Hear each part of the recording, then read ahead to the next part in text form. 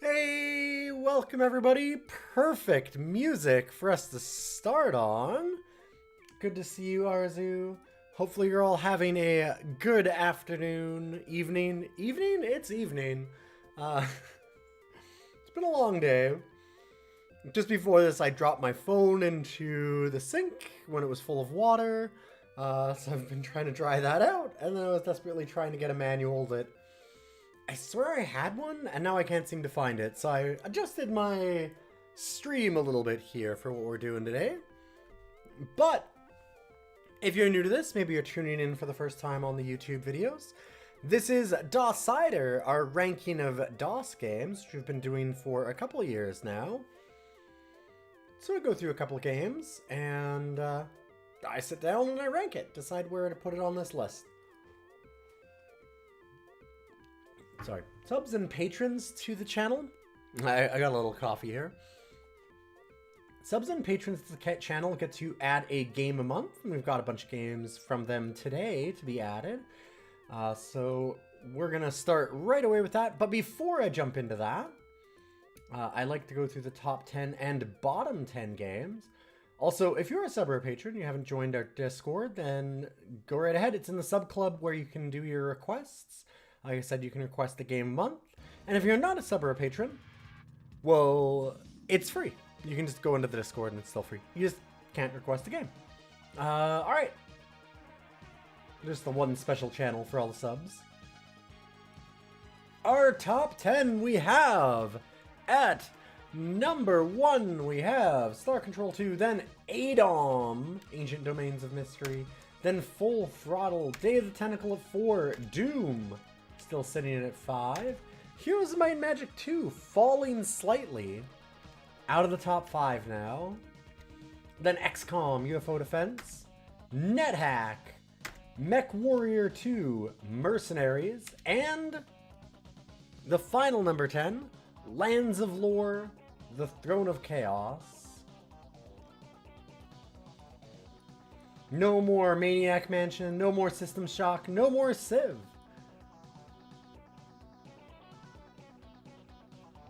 And our bottom 10, let's make sure we go through all that also. We had a lot of new additions to this pretty recently, so I'll start from a little further down than we normally do. We've got Extreme Paint Brawl coming at 365, then Snapperazzi, 3D Hamsters Adventure, The Fortress of Dr. Radiaki, The Flintstones, Dino Lost in Bedrock, The Jetsons, By George, in Trouble Again, Guts and Garters and DNA Danger, thank you Ocean Interactive, First Person Pinball, and All Dogs Go to Heaven. And you're like, wait, that's 9. Can you not count? Well, I can't, but there's also, way at the bottom here, Police Quest 4 open season. I had to crack all my fingers and toes open for this. Open, out, whatever, to make sure that I could count this far. Whew.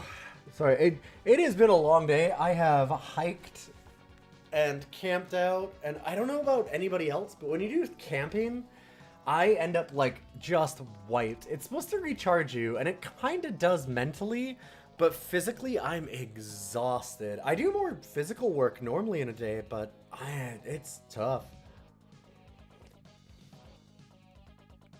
So thankfully I've got this little bit of coffee to kick me and get me going.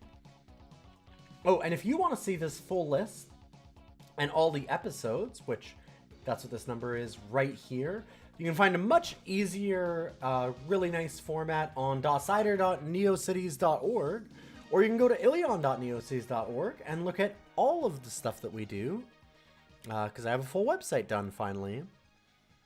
And I said, good to see you, Arzu. Let's get into the games, starting with a request from Ghidorah, I believe. Let me just make sure that is correct. It is! We are doing a little bit of, you saw it before, Castle Adventure.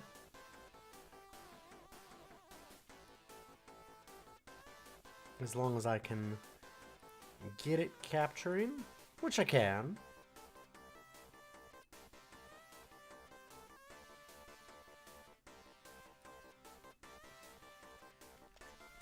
So this game does not have a manual that I could find, but it seems usable anyway, so we'll do what we can. This one's kind of a cool one in that it is a very old freeware game and actually done by the author, so that's kind of cool. Hey, S. Kennedy, good to see you.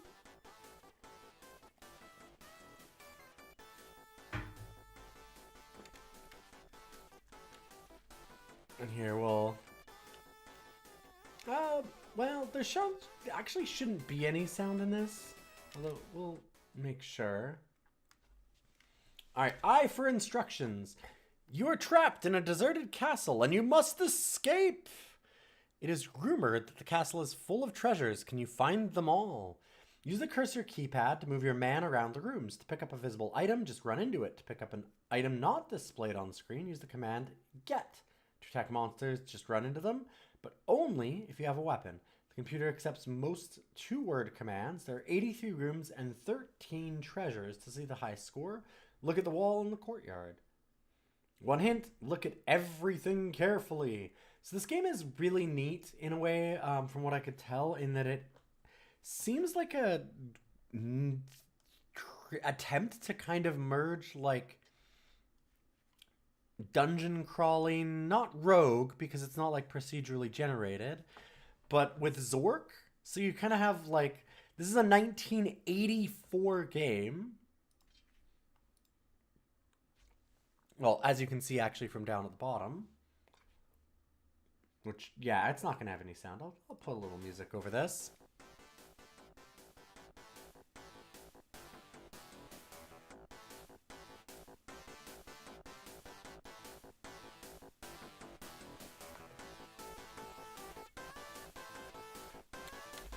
Let's see what we can do. You're in the castle courtyard. North is a large door, south is a large gate. Okay, and like it says, we can move around on the numpad.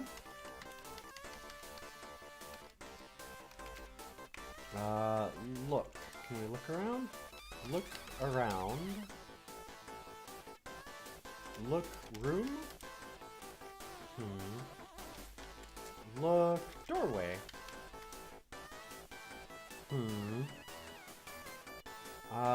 Look gate.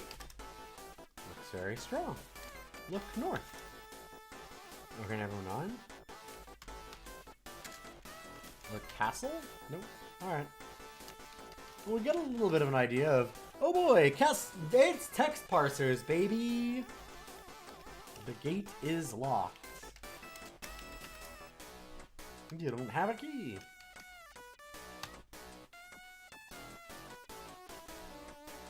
Okay, it is very funny to have graphics and still do text like exits are to the north and south.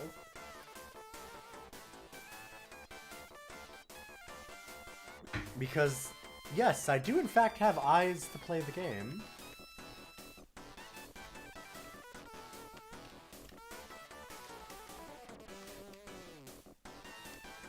You are in the Welcome Hall. This room was used to welcome guests. There are large archways in all 4 walls. Look east? Right, but it's not gonna do that. Look archway? I need a gray stone.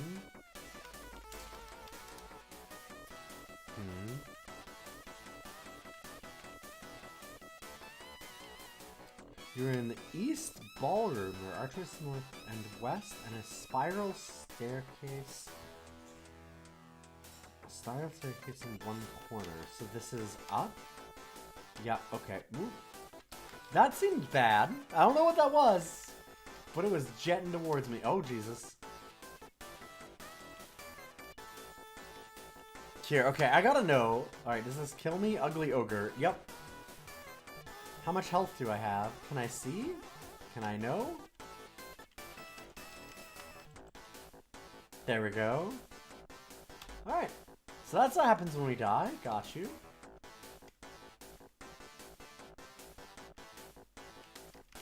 Do not go up the stairs. The ogre is very protective of the ballroom.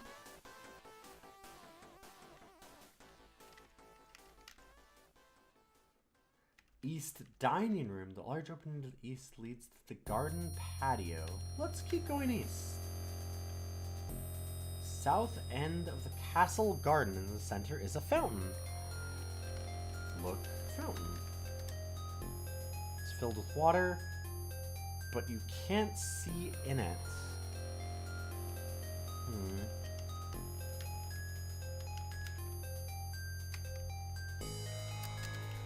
Like, can we reach into it? Fountains are too heavy. You can't just pick up the whole fountain. Yeah.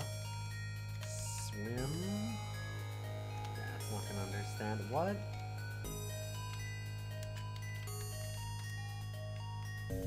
Woo! Good to see you, Draconos. Thank you for the watch streak. How you doing tonight?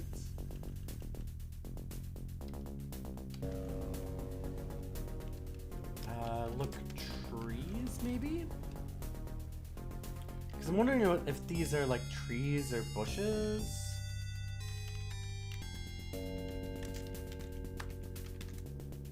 Okay, let's just do look garden maybe? I don't see a garden.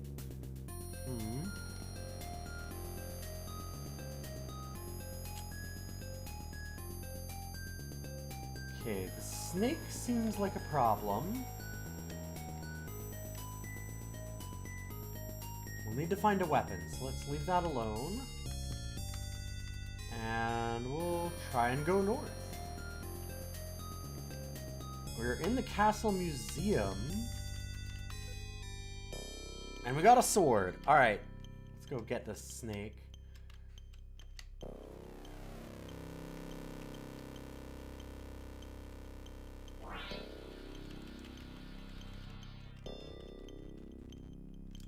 We killed the snake.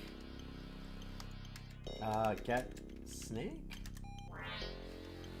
No. Okay, so it's dead, but it just sits there. Sure. I do find it very funny that we're a club, and like when we went upstairs, the ogre. Oh, we do have the snake. Never mind. I see. That is actually in our inventory, I think. Maybe not? No. Oh god. Inventory?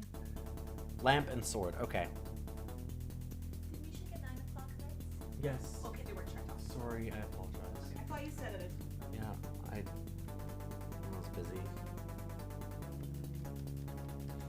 Sorry, I was saying it's interesting that we're a club in like these ASCII styled graphics where when we went upstairs, the ogre was the traditional like rogue player icon, the little smiley face.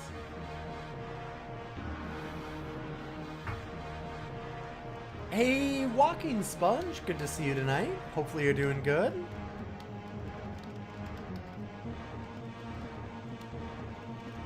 Let's see if we can take this ogre with our sword now.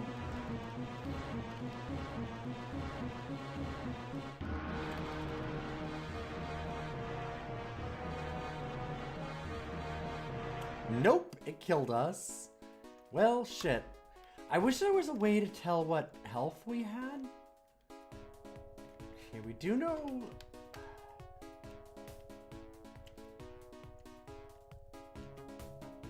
Go this way. We can get the sword, and then the snake we can kill.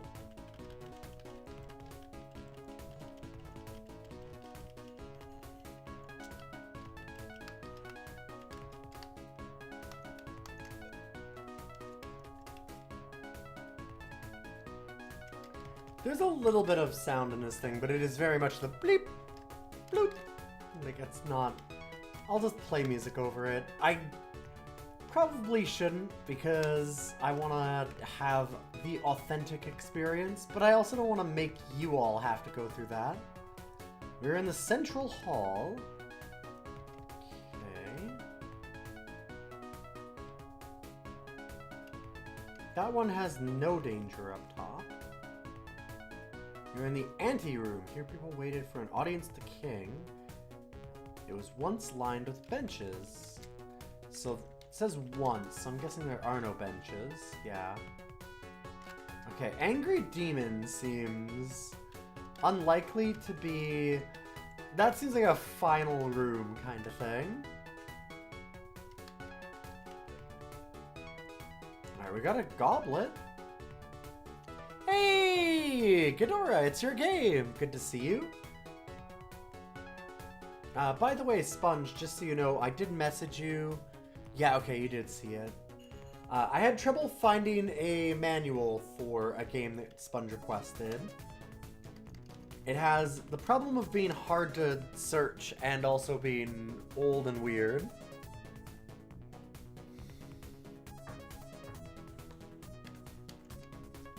Just back from birthday celebrations? Nice. Here in the kitchen in the center is a large stone table. It's made of stone. Yeah. It does say that it's only 2-word phrases, if I remember correctly.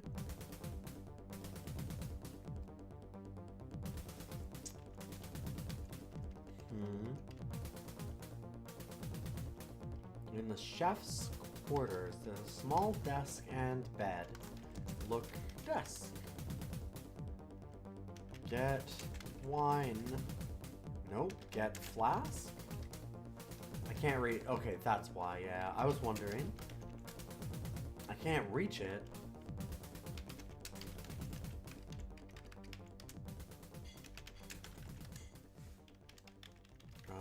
Is this not... Is this it? Like...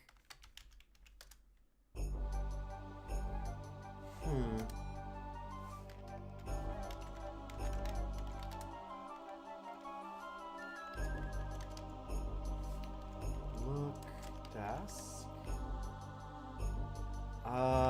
Pour wine? No. I was wondering if we could just fill the goblet, maybe?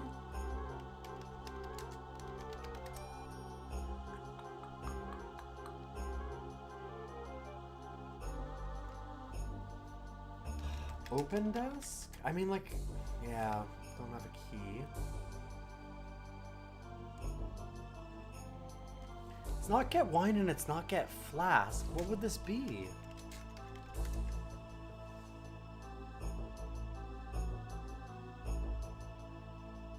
I mean, it says that we can't reach it, so, like... Maybe we need something to get higher up, but...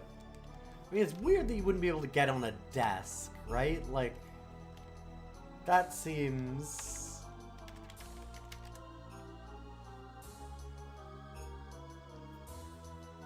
I don't know, there's something about that bothers me.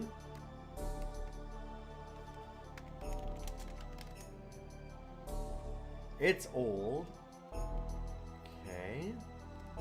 Maybe this is the desk. Get flask. Done. Okay. It's just, this is the bed. This is the flask. Got you.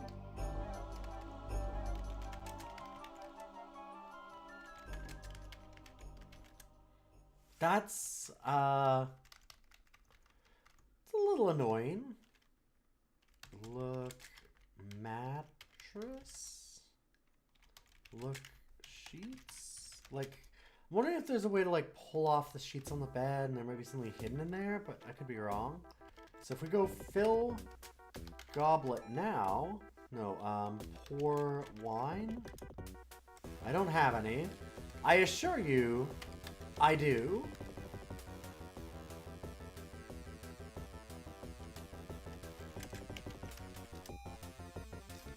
Okay, can't look at our inventory. Got you.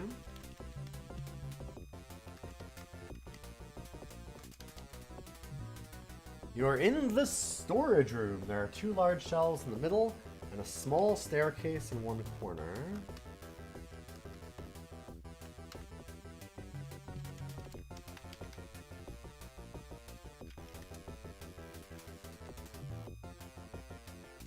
Okay.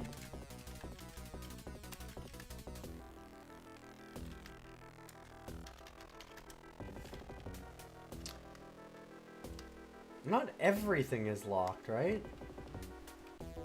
Okay, got the bat. Got another monster here. You're in the royal wine cellar. It is filled with many barrels. At one end is a large metal door.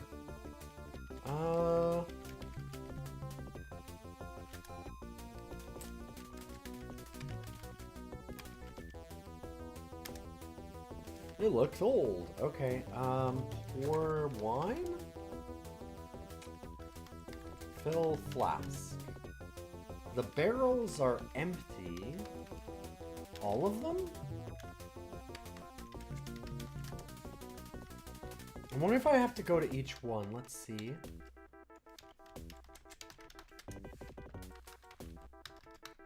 Like, that seems like an old game thing, right? We already had we had to go to the right desk versus bed, but how are we supposed to know which one's a bed and which one's the desk? Because it's all just a solid object, like just a square.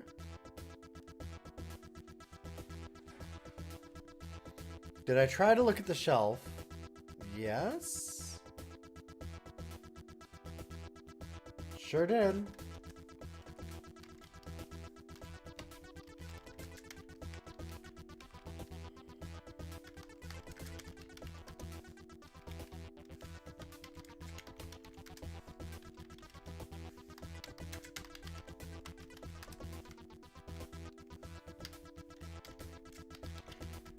I'm going to each one just to make sure.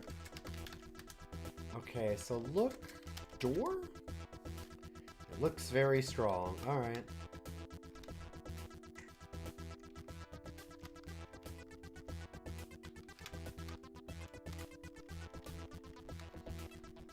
Yeah, these don't say that they're locked when you do it.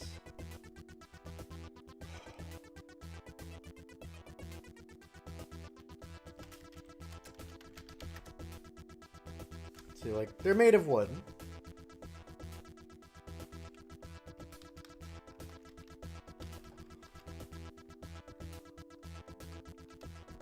As we mentioned earlier, just like with the stone table, when we look at the stone table, it goes, yep, made of stone.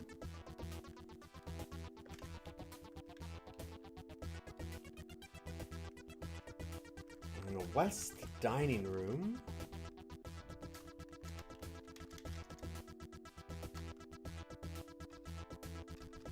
Oh god, it's the ogre. It's a different ogre. Got you. So there's an ogre on this floor. Is there a way to, like, see how much health I have? I wish there was a way to do that.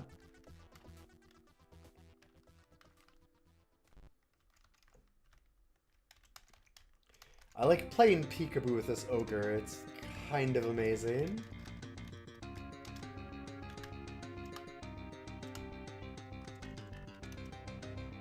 Got him. Ooh, hourglass.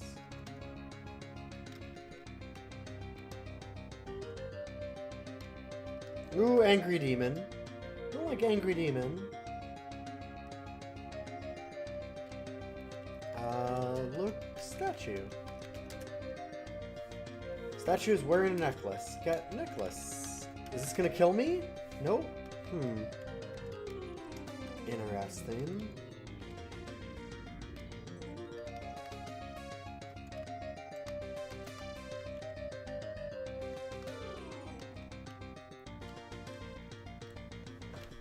Helmet? Alright. Oh no! Can't carry anymore.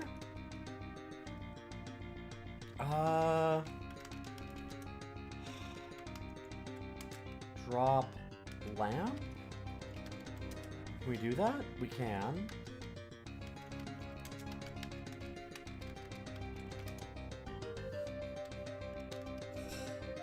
Aww. Even with wearing it, I can't do anymore. Use sword? No.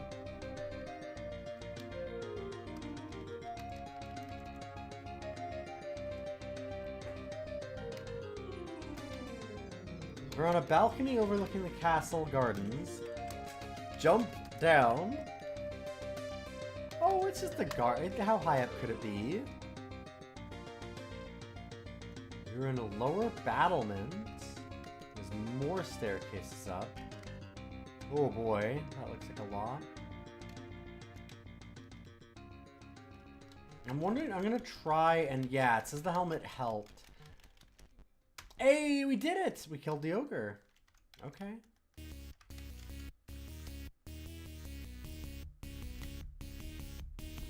I was wondering if we'd get something extra from that.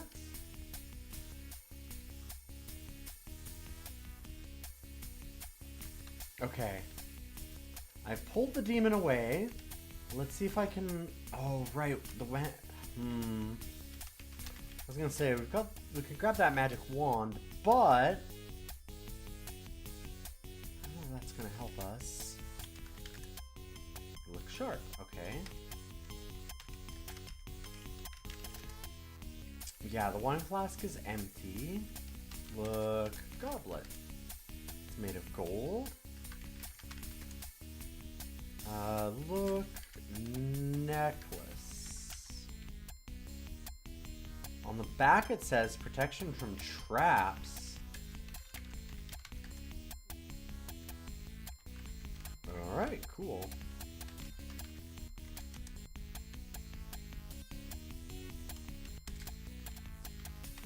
Look, hourglass. Also made of gold.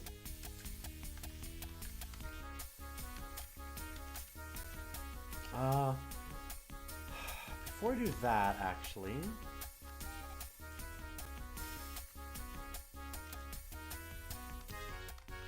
Let's go get that lamp.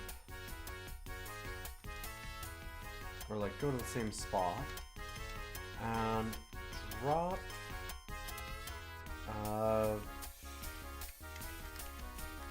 Goblet or hourglass, sure.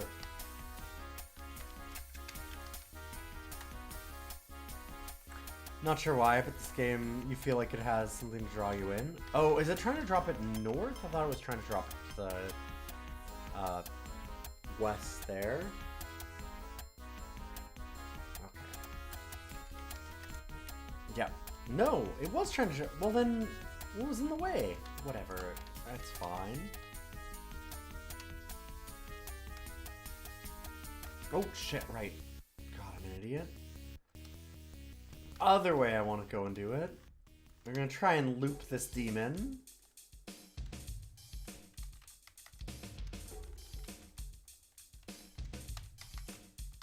Get hacked, idiot. Silver bars. Look wand. Use wand?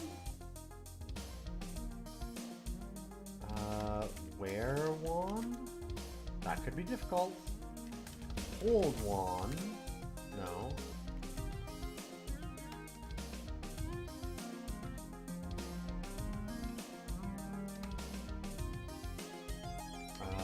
Wave wand? With a wave the wand, nothing happens. Okay. Huh, we didn't see where this goes. Store is locked. Wave wand. Nope.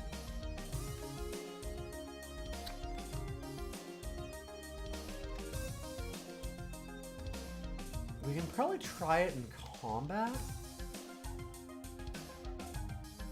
I don't know if, like, battle damage stays. I'm a bit worried about that.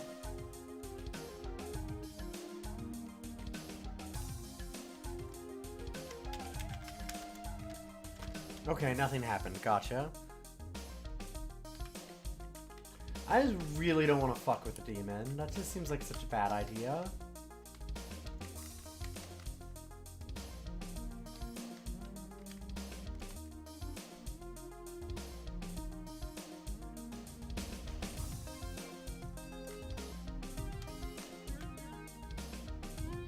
Oh, the one that's killing me, Ghidorah, is the player icon switch.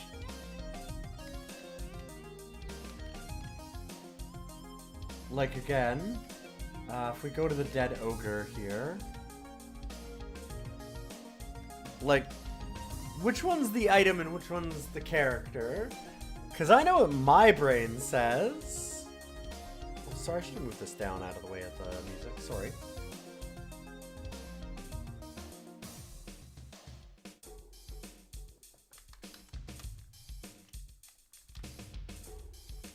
That's the player icon. You can't fool me.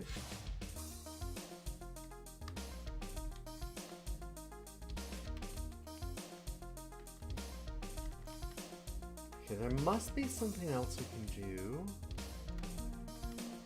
No.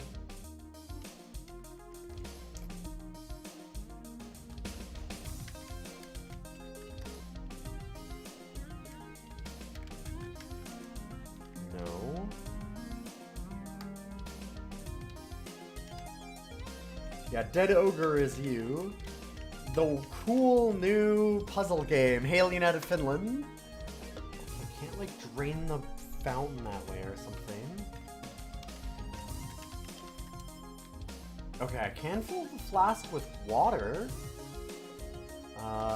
Don't know what that does, but I can and did do it.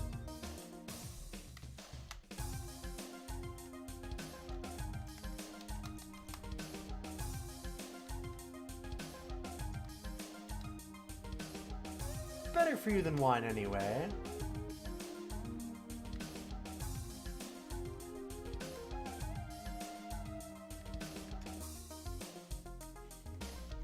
Alright, we're gonna try and fuck with the demon.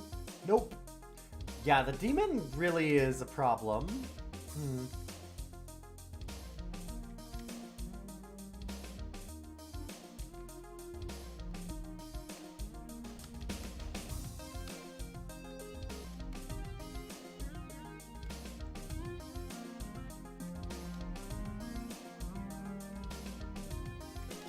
I'm not sure where we can go from where we were.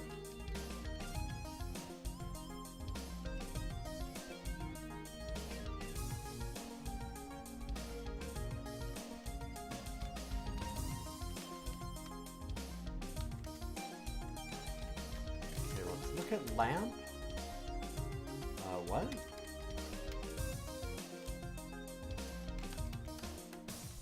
It's lit magically. Yo, it's lit, fam! Alright, sick. Good to know.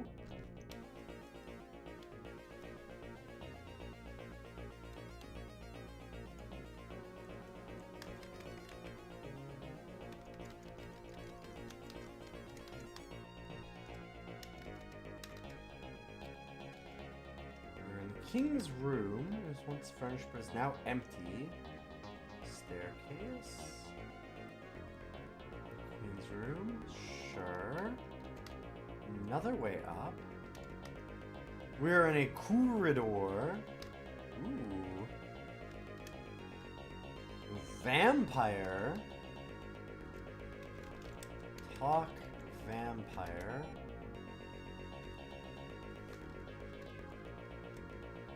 Huh.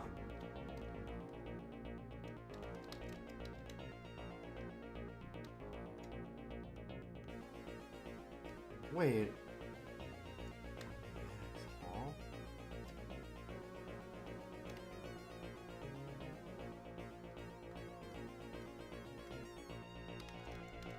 Interesting. I'm assuming the vampire also wrecks our shit.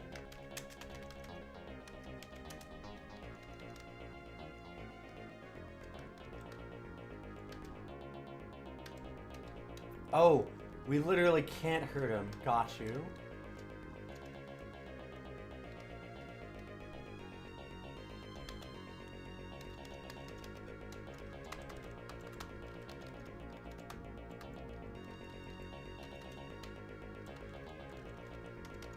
Well,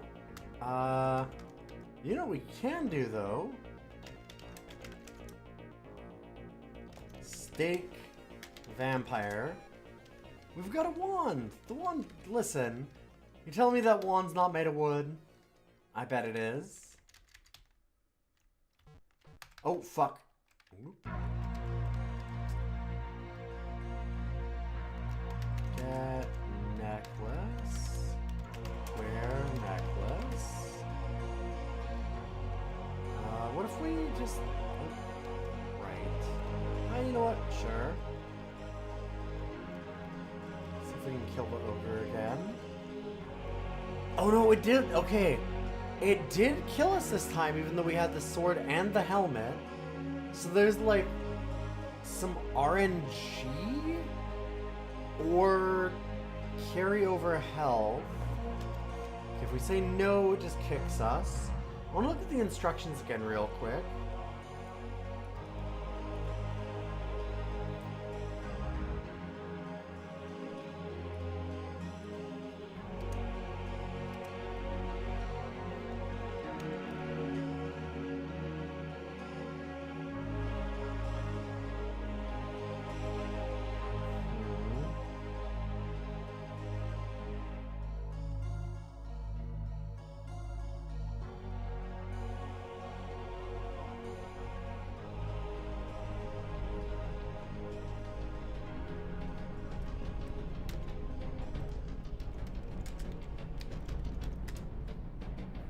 $750, high score.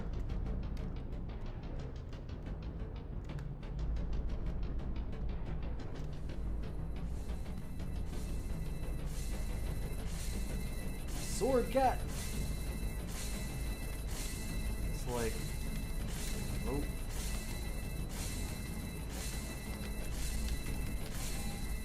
Yeah. I'm like, use sword doesn't work. It seems like it's just automatic for that, at least.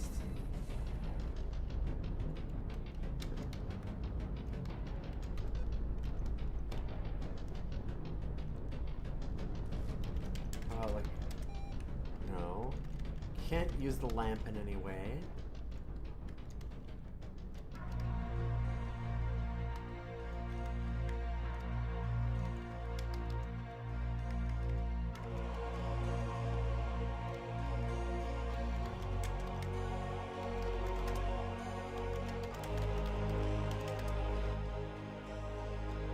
Getting rid of the necklace.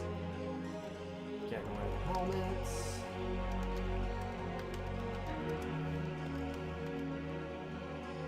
Oh, right.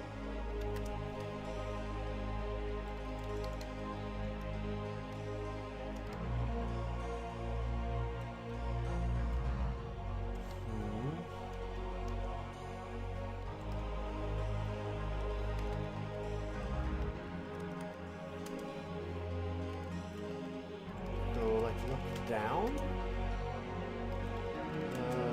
Garden? There's a big gem in the garden fountain. Okay, that's important. Neat. There's a big... Sorry, I didn't say that properly. There's a big gem in the garden fountain. Alright, got him. It's all ogre.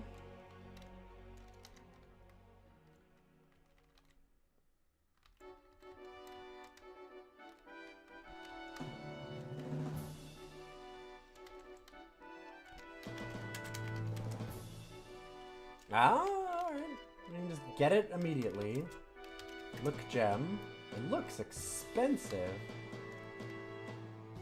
Interesting.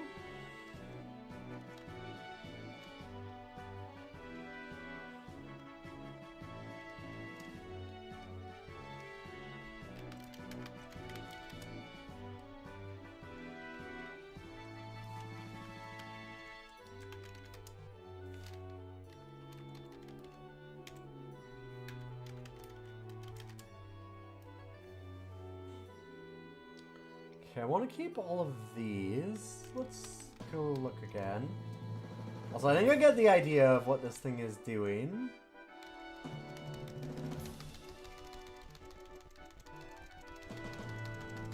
Uh-oh. Ooh, that's bad. Yeah. Wow. Oof.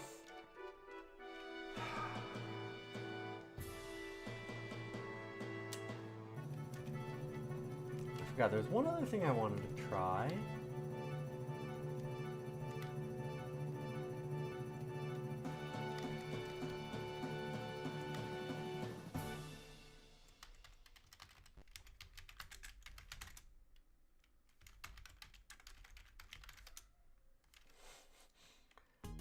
Okay, fair enough.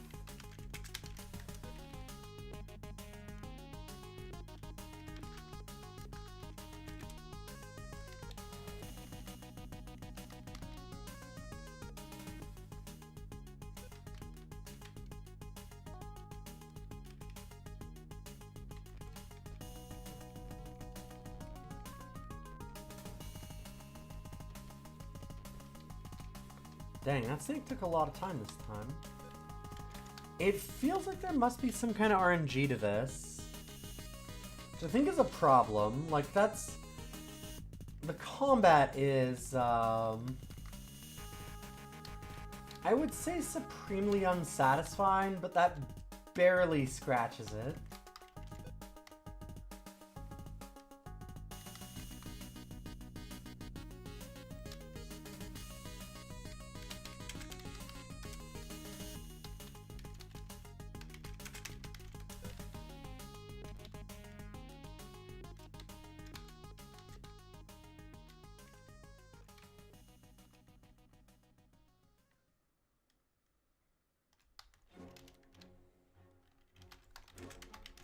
Alright, fill the flask, drink water.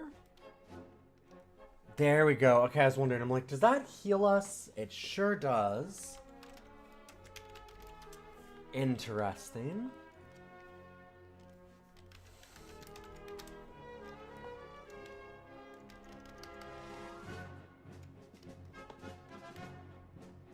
Okay, if that is a thought, I want to try one last thing.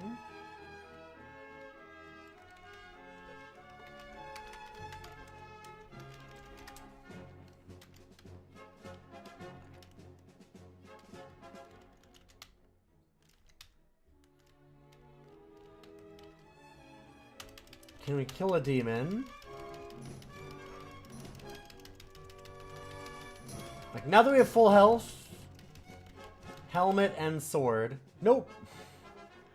Unless it's like we didn't mash hard enough, or there was like bad RNG for us or something.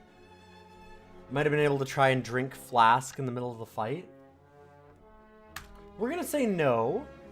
So we got another game to move on to, but that is an interesting game. A very old game.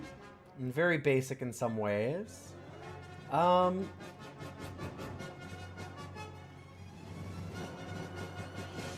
really appreciate what they're trying. Because they're trying to make like an adventure spin-off. Yeah, the Buzz Aldrin soundtrack is pretty rad.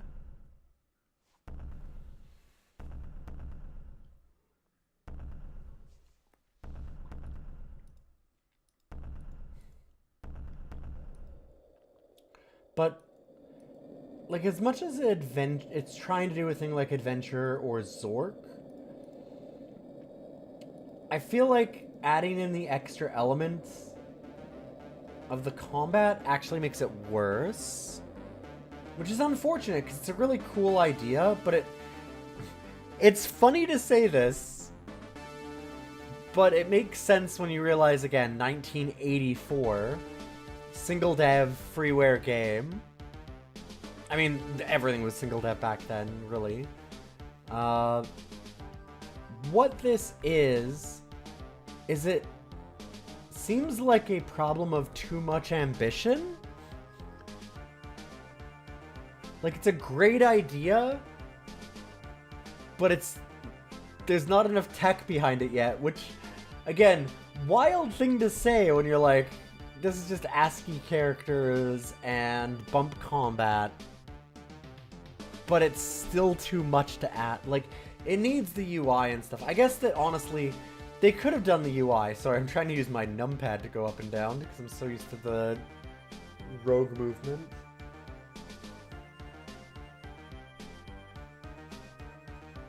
So yeah, it's no adventure, unfortunately. It's still interesting, though.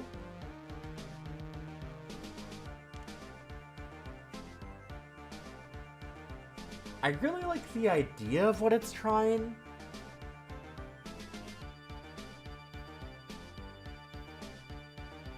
Kind of like a Quest for Glory Shadows of Darkness. Like, it's adding in neat extras, which I really do like.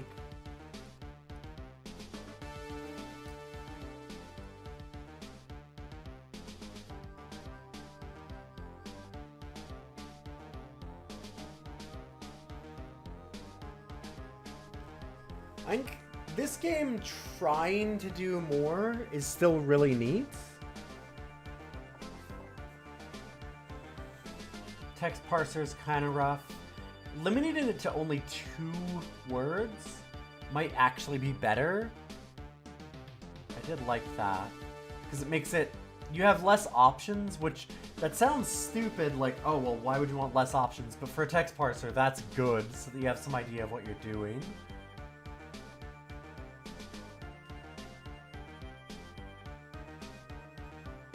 Like, honestly, just getting a little bit of graphics really helps with, like, the Zork kind of thing. In that it gives you a bit more to go on and kind of... Like, I just felt more oriented.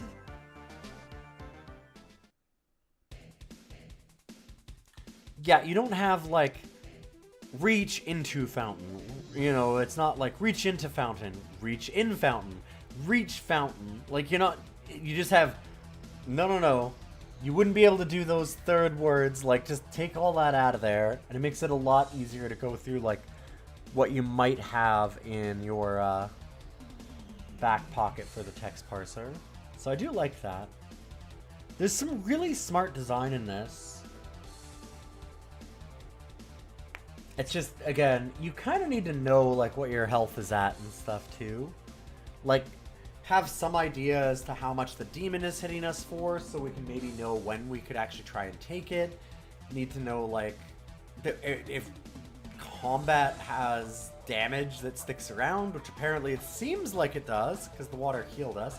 Did the water heal us up all the way is another thing. Maybe?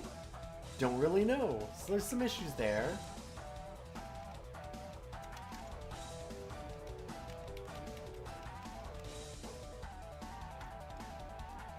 I think I like it more than Discworld, wildly enough. It's a really cool idea.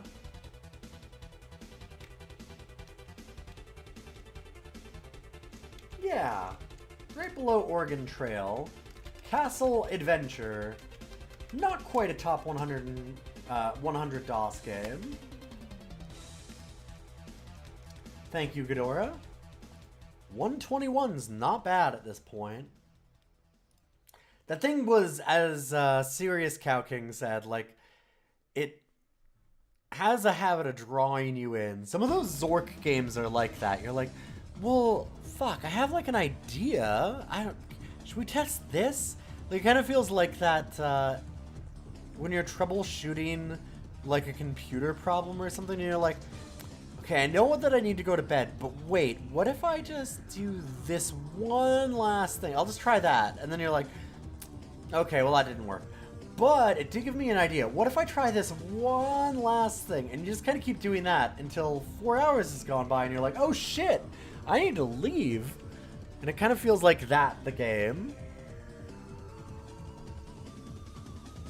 So this is pure 80s gaming tonight because we have another game that was brought in by a sub. This one from Media CL. We have a little game called Executive Suite, which is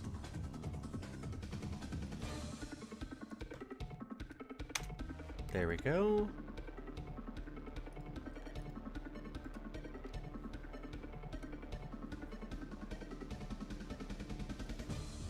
Looking pretty cool. This one's older than Castle Adventure, wildly enough. Let's take down the volume because this thing seems like it has some real polish to it. I'm excited about this one. It looked really neat. I always liked lemonade stand style games, and like this one seems as though it has an idea, a sense of style and humor and stuff. The reason why I say all of that is you're like, there's streamer. Look at the screen. It's just green and black. Like, come on. Come on. What are you talking about? What's going on? But the reason why I say that is not that.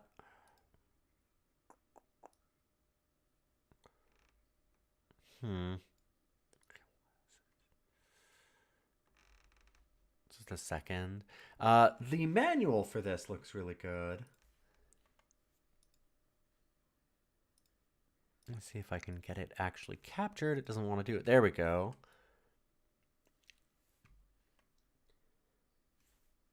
You ever see a manual and you're just like, ooh, like it's got a sense of style about it. Like the pleasurable pursuit of the executive suite. Why play this game? What is MMC?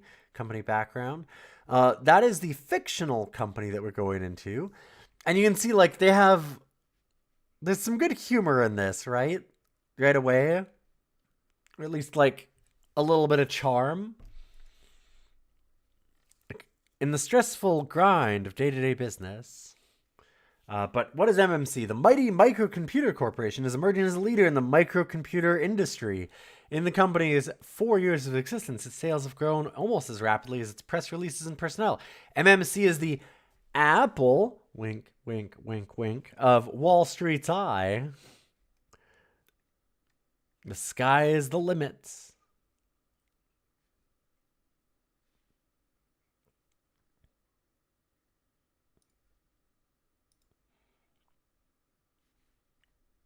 So there's like some cool stuff that's going on here.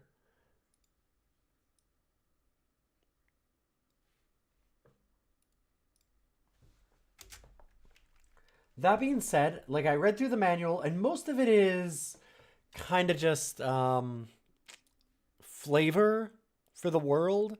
The goal of the game is simple. We want to become president of the mighty Microcomputer Corporation and sit in the executive suite, pulling all the big bucks. They do make a joke in here too, where is it? It's like F2, yes, will give us all of the how are you doing.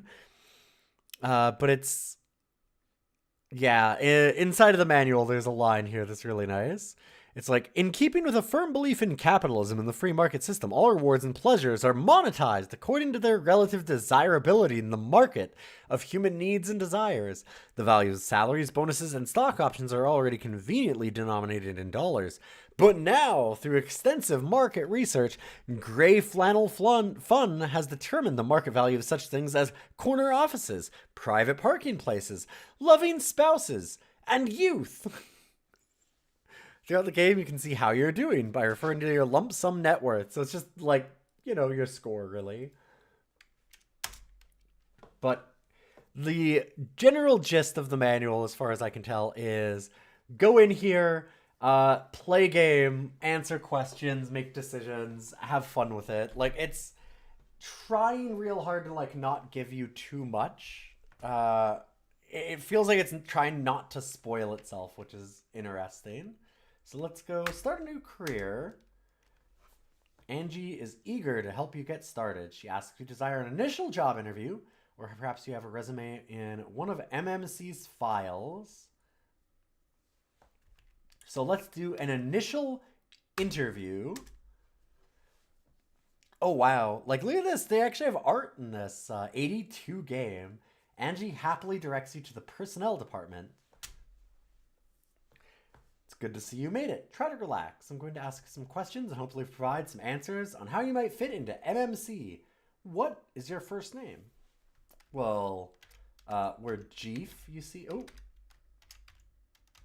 If you press backspace, it erases all of it. Got you. Jeef, good name. I like it. Jeef is a good start. What's your last name? Oh, we're a Jeef daughter.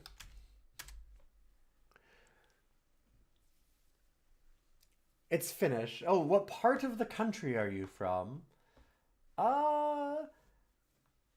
We're east, west, south, or Midwest? Hey. I feel like Oh, you know, all of the directions. You know how you ever look at a map and you see how there's M-E-S-W? Muse, right? Get fucked, North. What? What's North? What does that mean?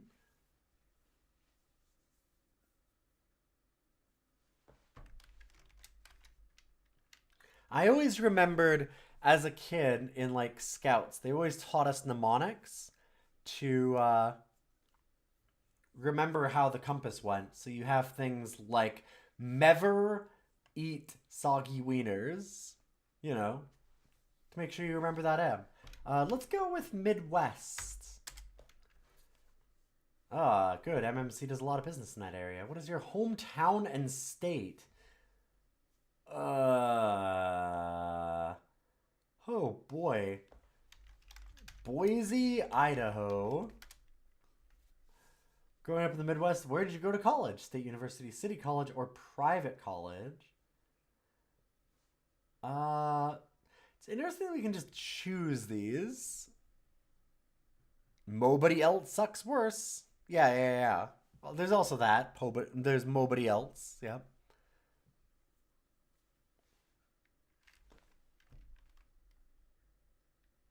Went to private college. Sure. What was the name of our school?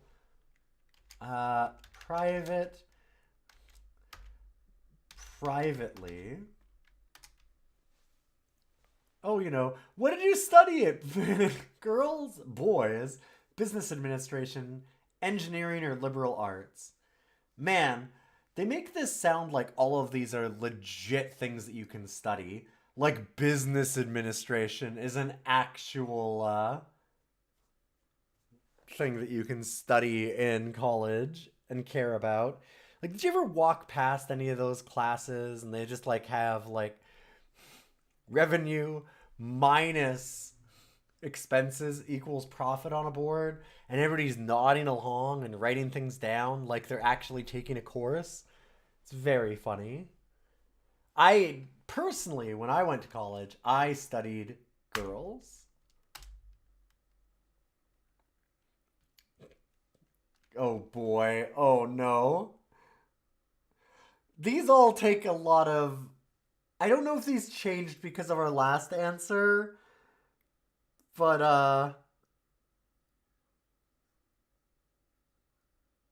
oh boy. Great scored all the time is.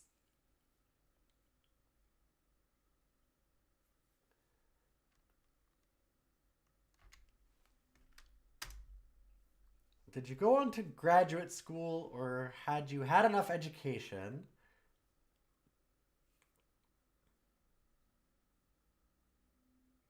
I jumped from school to work to make money, sure. Schooling is an important qualification, but so is work experience. See, I know how to finesse an interview. How many years of prior work experience do you have? Shit. Aw, they don't let me. 99. Okay. They do not let you do that. Fair enough. Like, no. I'm a vampire. I'm imminently ready to be in the executive suite. I'm already a bloodsucker. Dang. 50? Would you be able to say that? You can! I saw on the sports page that the Giants won. If you're a sports enthusiast, what interests you? Oh, we want to get to the executive suite? It's gotta be golf or, right? Like, I was also curious the highest number they'd accept would be. It does say that you get points for youth, so I wonder if we'll actually get docked points for having more work experience. Also, how old are we? I have a few personal questions. I hope you don't mind cooperating. How old are you? I'm 10. Okay, wait. So we have 50 years of work experience. And I am 22. Yes. Perfect. Went to college, dropped out, got 50 years of work experience. What's your age? 22. Thank you.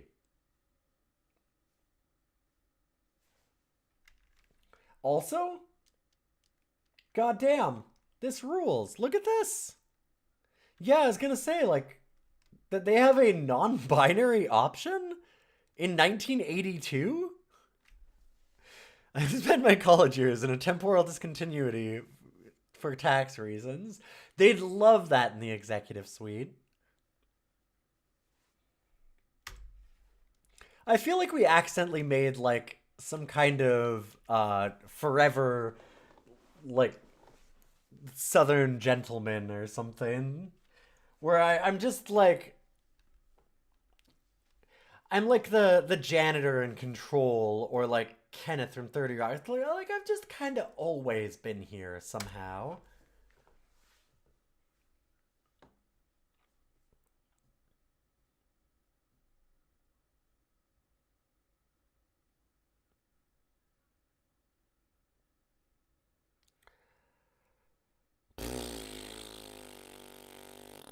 Well, it was cool for a second.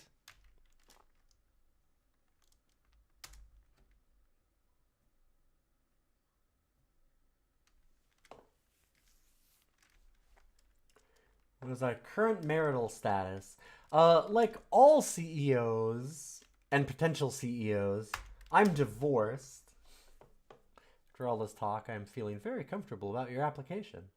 Just see if I'm on track. How would you describe yourself?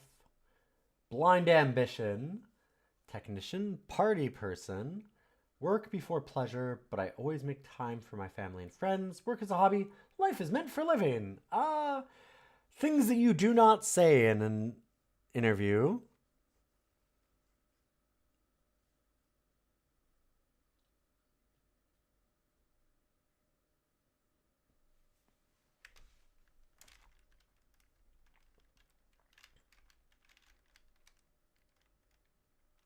Honestly, I don't think you say number one either in an interview.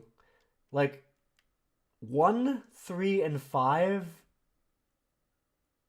Even 4, probably. I feel like 2 is the only safe thing that you could actually say in a real interview situation. So there we go. No question, you make an impressive applicant. Let's see what entry-level positions MMC might have available for you. Unfortunately, the economy is now depressed.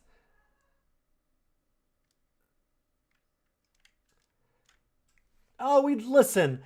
You seem like a really qualified candidate, but we don't actually have a union, so get fucked. That's kind of what that feels like. Okay, wait. So skilled assembler and customer service clerk are both job level 3. Is 3 better or worse than like 2? Like, is going up better? I wonder. Let's go with skilled assembler. Congratulations! You have the job of skilled assembler. Following in your morning electronic mail. Wow! Electronic mail? Dang.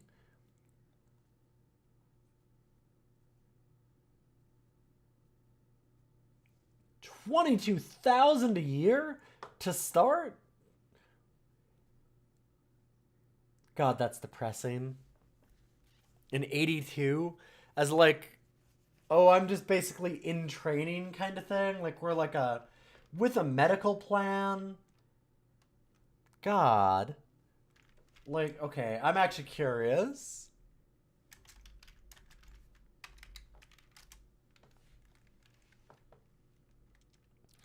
So that is about the amount of money, because this is US dollars. That's about the amount of money that I'm already making a year. But not in 1980.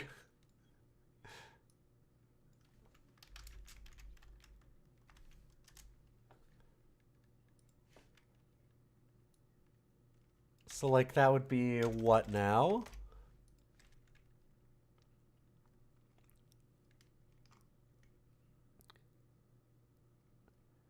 God damn. $75,000? Yeah. 76,000 basically. Yeah. No, wages have not changed at all basically since the 80s, just everything else goes up. It's almost like there was a certain president in the US that really helped shove most of the world in a direction. Rumor of a temporary work slowdown hits concurrently with an offer from the Assembler Union Local to become an organizer. Ooh, management has made a strong stand against union organizations, but layoffs are fueling the membership drive. Fuck yeah. Okay, listen. 1. Always. You've increased security at your present level while antagonizing management. Advancement will be more difficult. You consider Jimmy Hoffa's career and take a low-profile organizer approach. Okay. Management reacts negatively to your union involvement. They pressure you on performance and productivity. Militant stance. Ooh. Ooh. Oh, God. Do we want to, like, just go all out? We'll take a middle-of-the-road approach. Let's mollify them. You make overtures to reassure Frank Herman. Who's Frank Herman? I don't know. Of your loyalty to MMC, such as working during lunch when necessary. He secretly hopes to dissuade you from the union. You keep remembering Jimmy Hoffa. In other words, the company might just murder you for this, which does seem like a real thing. Sylvia Platt, a continuing education teacher, wants you to publish a somewhat candid paper on working conditions at MMC in the local paper. Ooh, that's where you would use a pen name. If you decide to do it. Let's not get carried away. It's only the Evening Gazette. Besides, Doonesbury takes the real political heat. Boy, they're really popping off for 82. Jeff, you have been in the skilled assembler position for 1 year. It's time for a job review. Overall, you did a poor job. You'll be remembered for acting counter to the union policy. You're good in interpersonal skills and are overly cautious decision making. Dang. You're ready for a job change, and the economy got better. Oh no! Our job went down? I got demoted? Gee. Alright, I guess... Assembler? Applying for a new MMC position is fun, but you never know it will be recalled from your past. A poor performance in this department. Fuck.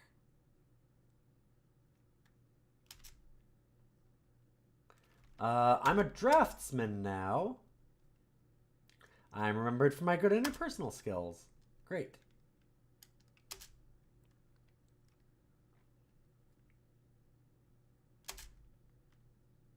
You feel overworked, but are pressed to finish drawings for redesigned M&M2 microcomputer casing. Time management in this busy period is the key to finishing on schedule. Let's put a little bit of music back on anyway. I was thinking there might have been some more bleeps and bloops in this game, but not really. This thing does have a lot of charm. This is a kind of a choose your own adventure game. It's interesting.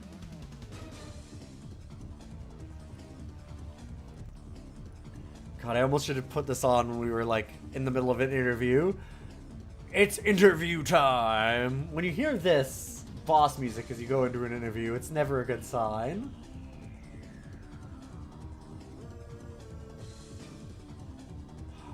Time management in this busy period is key to finishing the schedule.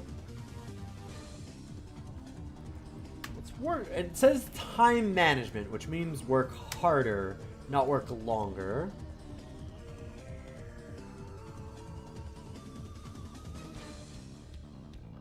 Whoa!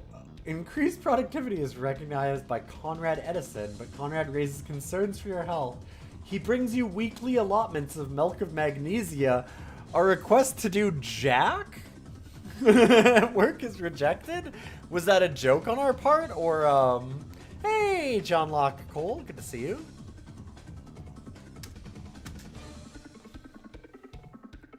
While working hard on the casing redesign, you couldn't feel isolated from contact with company management. But today, the president, Malcolm Farnsworth III, stops to talk with you on his annual tour.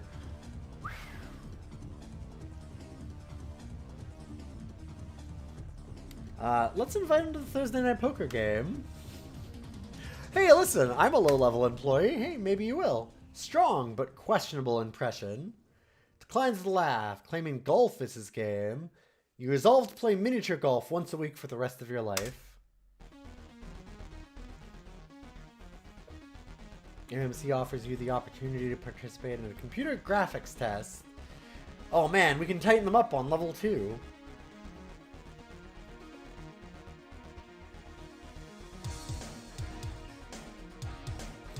Request to speak with a senior VP.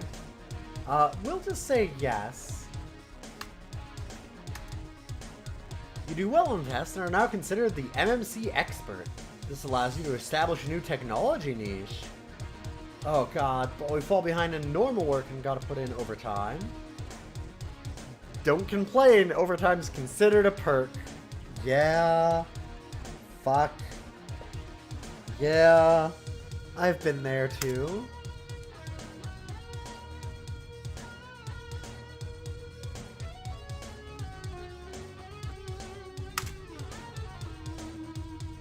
Alright, the economy got better. Can I go back to my old job? No? Okay. How about engineering training?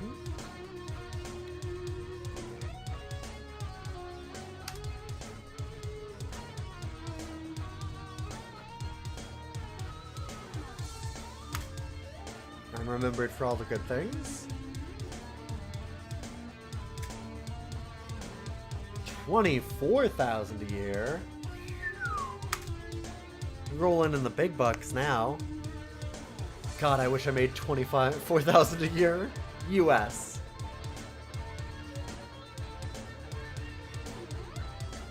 Especially in 1980 dollars.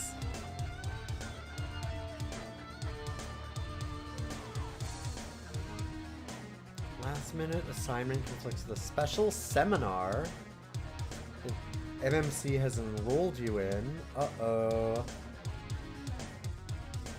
Our project manager just tells us to handle the situation. Christ.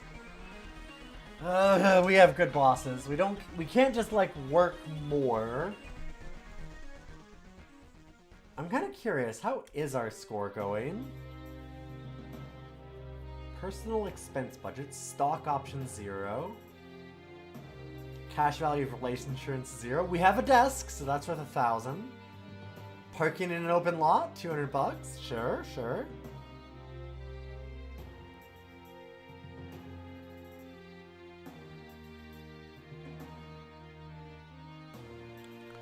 God, I wish that my current value was that too. Oh, another thing that this game has that I haven't checked yet is it does have, if your real boss comes in, you can panic. Okay, and it just goes blank. Got you. I thought that it... No, dang. Sometimes with the boss keys, you can like start typing stuff. The really good ones will let you start typing things and it'll like put in random code or something.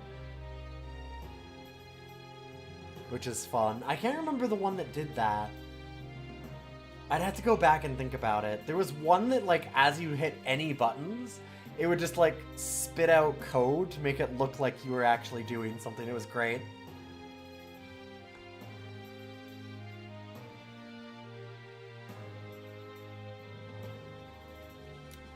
Well, let's take the work to the seminar. We're gonna get called out at the seminar for doing this, aren't we?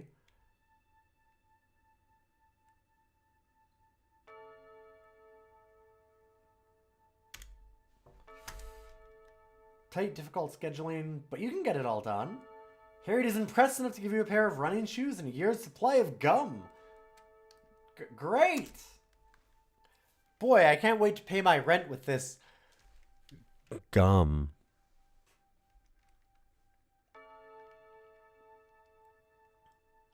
You have the chance to carpool with top 3 engineers residing in your new neighborhood. Everyone drives 1 week a month. You own a 2-seat English sports car. Dang.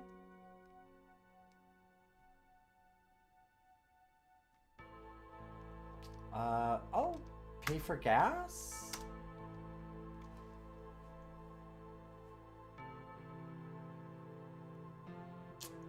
All of our wonderful friends are taking advantage of this. Got you. With time, you become a valued engineer trainee. You're requested to select an engineering team to work with on the M&M3 project. Wow, I get to select an engineering team? I select the worst engineers. What?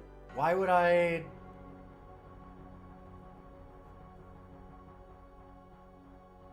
Why would I do that?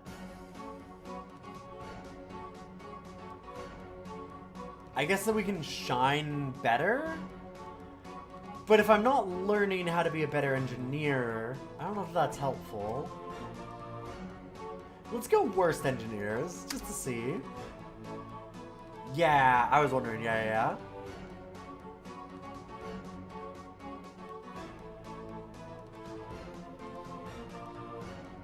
Uh-oh.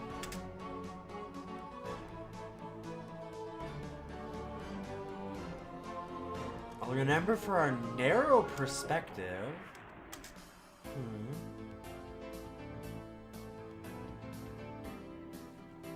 This is a little weird, the way that the jobs jump around.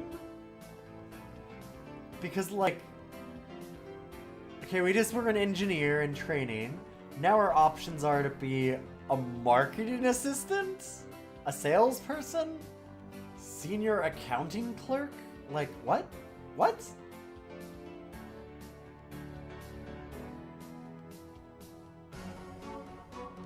Okay, so if we've been an engineer and we've been, like, an assembler... Thanks, Sponge. I was looking all over. I thought that I had it, but I can't seem to find it now. That game is weirdly complicated. Sponge requested a game that is... it looks interesting, but it's a fairly complex puzzle game, and I thought I had the manual for it, and then I looked again and I'm like, wait, I can't seem to find it. I had set it up last week and I was looking and couldn't seem to find any information on it. So rather than just stumble around blindly, we've delayed it a little bit. Did some different games instead, like Castle Adventure. It doesn't help that it is the game of life, but not that one, so it's very hard to find information on. Let's go... Alright, what does chat think? Sales? Marketing? Financial analyst? What one screams engineering? Or screams get the fuck out of engineering because, oh god, I'm so done with engineering. How do we get to the executive suite? I would think marketing or sales, maybe. That might help us. And I know that people would be like, whoa, what about, wouldn't senior accounting clerk? Then you would know how all of the business works. You would understand, like, both what product you make and all of the accounting behind it. Executives do not need to understand any of those things. Those are not useful at all to be in the upper management.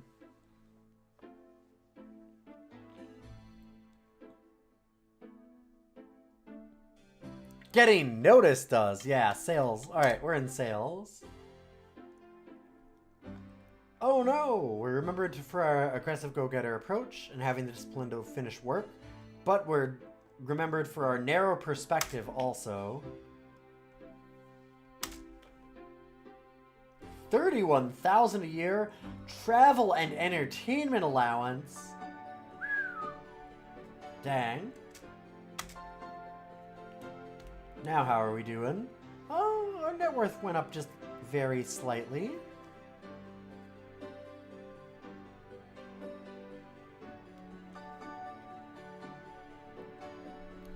The regional sales manager, Jack Stark, arranges your lunch with 3 key clients. Analog concern. God, $107,000. That is obscene money for me, anyway. That'd be nice. I'm exceptionally lucky, though, because I am one of... I always look at it this way. I get to do art as a job. That's like... Already, that feels like being in the NBA or something. Who gets to do art for a job? Nobody does. That's your answer. No one.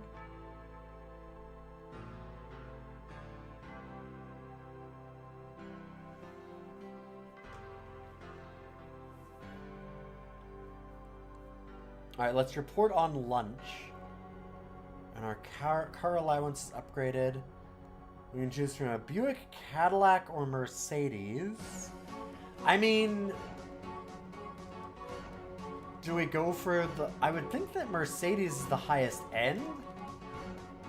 But are they going to be mad about me doing that? Although, dress for success, right? There we go. Now we're getting extravagant. Uh-oh. Conversations with clients start naturally over car repair bills and our profit margins. Uh-oh. Get a call from your old friend Derek Clayton about a major order. Jack Stark is out. The secretary forgot to take Derek's company name or phone number. Uh-oh.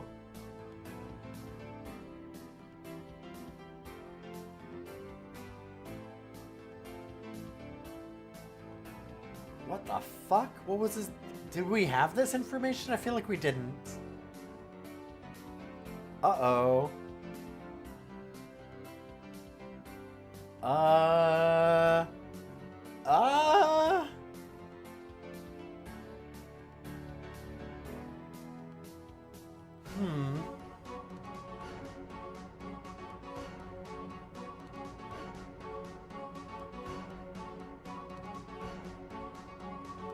It's okay, Sponge. You can stop looking for the manual. I'll also spend a little more time on it.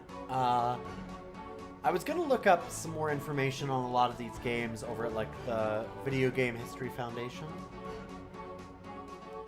I should start reading some old DOS PC mags and stuff. Let's go... 3? Shit.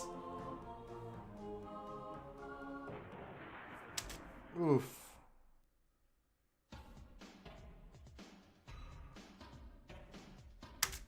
Well,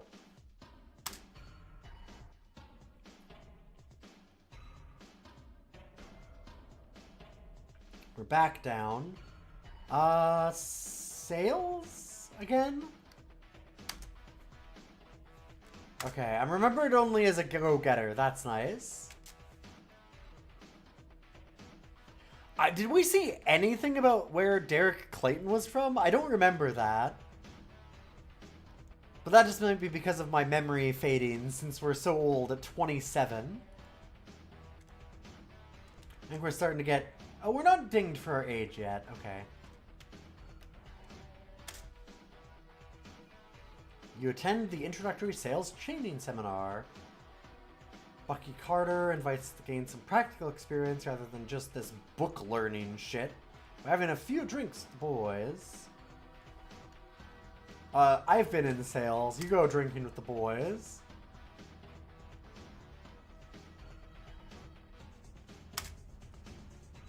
Like, quite literally, I have worked in sales. Go drinking. Bucky Carter, now the leading salesman, calls in with priority request. Dynamic Industries wants to make the largest purchase in MMC history. All Bucky needs is an exact availability and shipping information, but the regional sales manager, Jack Stark, is absent.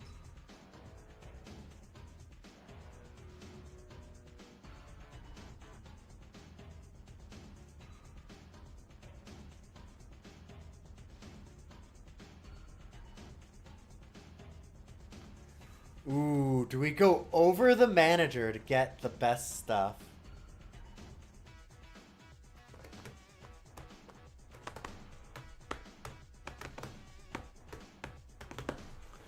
Yeah, working in sales was the job where I had the boss that unironically would quote Glengarry Glen Ross, or whatever that's what it is, right? But like the coffees for closers, he would yell that at people. Like he would scream at you if you weren't doing good enough and do that. Because he thought that was a good boss.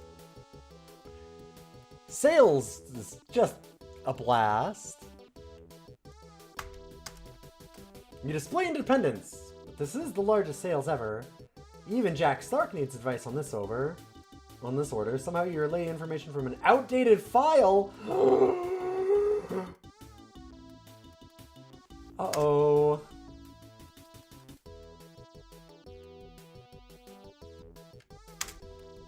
Okay, well, how was I supposed to know I'd fuck up? Alright, we're an assembler.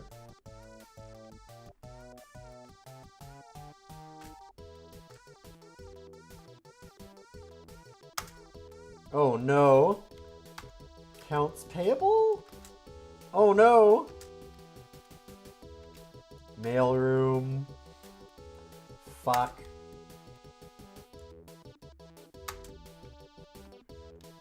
Oh hey, look, it's Jack, our boss again. I see why we're not going to advance very far.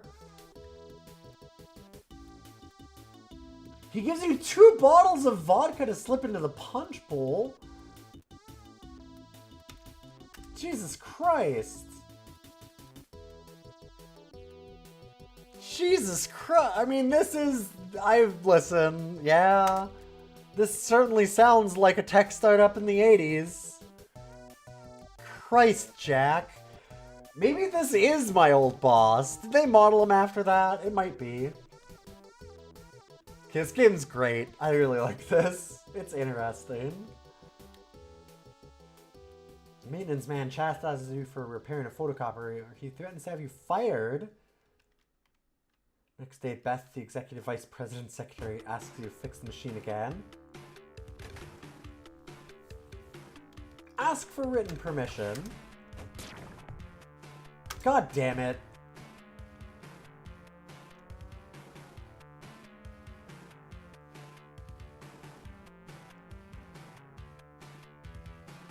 Pursuing your copy and you discover an opening in the marketing department.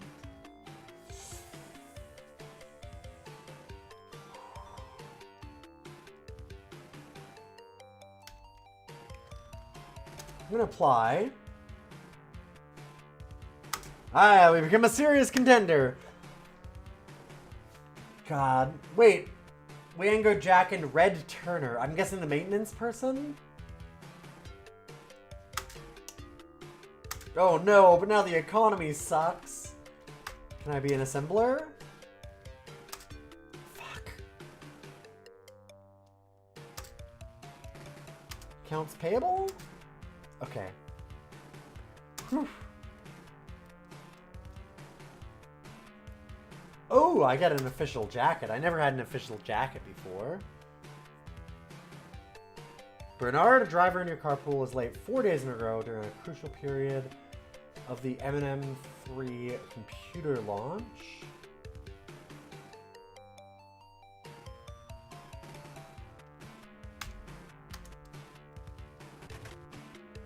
God damn it. People are late, not alarm clocks. Spent money getting an alarm clock and didn't do shit.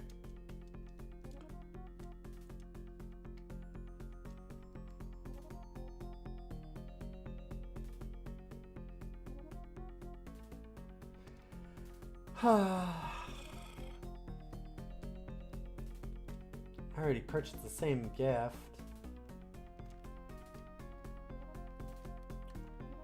Pay and hold our gift, I guess. Bucky Carter, MMC's leading salesperson, invites you on a 3-day weekend to a posh ski resort.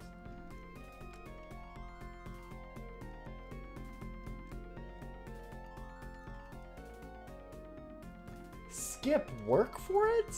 I mean, yeah, I don't have... Listen, I'm not getting any advancement here.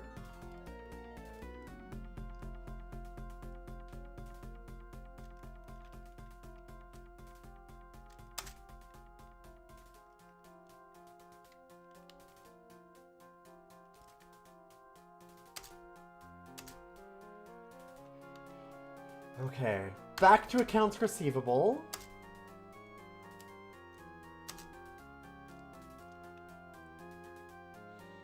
Perks' working telephone? Fuck you. Oh my god, game, please. Fuck you. Give me 1 second. Oh, I just need to get my water here. Wow. As someone who's worked phones, that is... what a perk.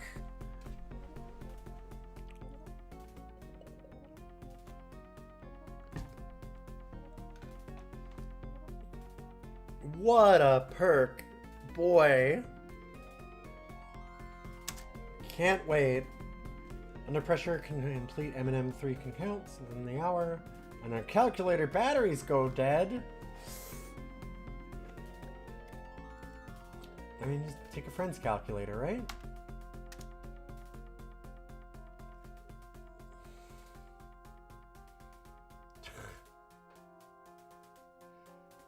He lends his calculator to us for money?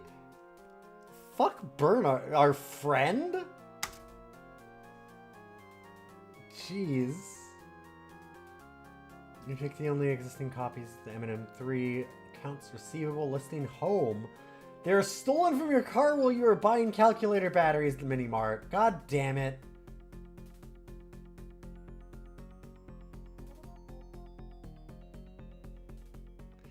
Well, this seems like a I am fucked situation. There's just literally nothing I can do. Let's report it.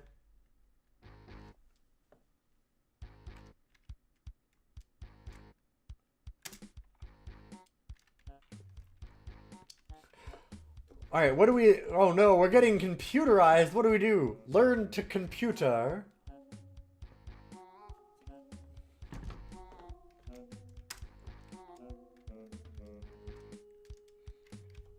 Wow. He jokes the computers don't need batteries. We now know... Wait, to replace our calculator, we learned BASIC and Pascal? Hot damn.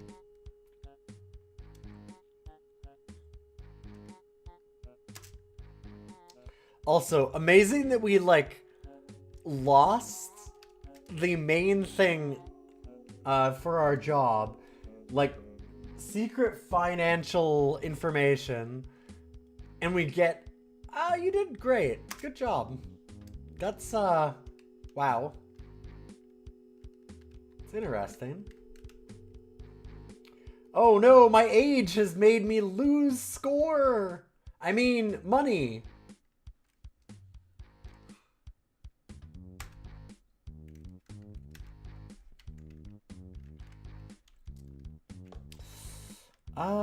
Let's go for... Go for marketing assistant. Marketing's like sales. We'll be good. Unfortunately, we're remembered for our unique knack of offending customers. But we are remembered by Bucky Carter liking us. And that's good enough. Marketing can piss off customers. I'm not sales. It's fine.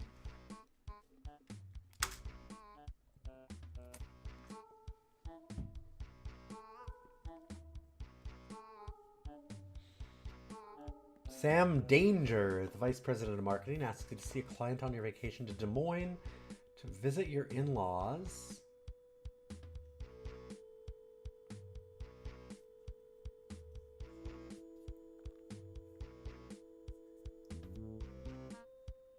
God. Oh, this is the worst. Yeah, ask company to subsidize travel costs. It should be 4. Well, or 2, really. But also, okay, come on. There is literally nothing to do in Iowa. Have you been to Iowa?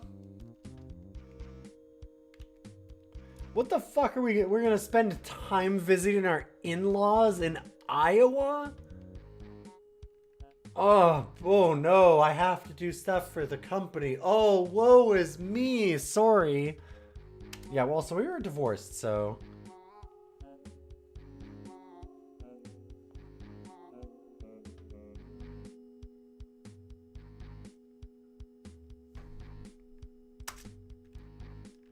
You heard from the building to your car in order to get a special delivery package to the post office before it closes.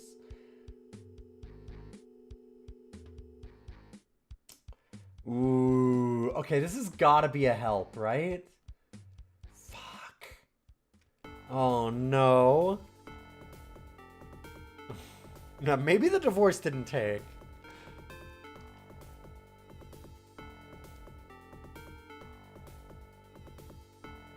This is a trap no matter what we do.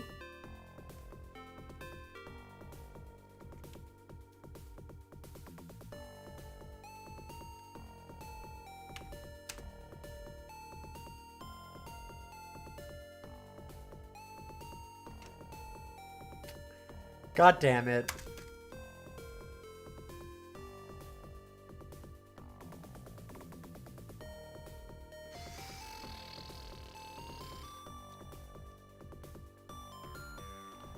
Oh, an afternoon drinking with clients is the way to get ahead in sales and marketing. But, like, listen, if there's one way to do marketing and sales, it's day drinking.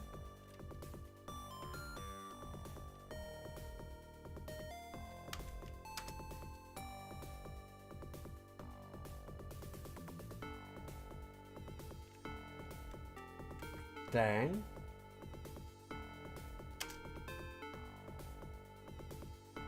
I'll remember for our antisocial attitude.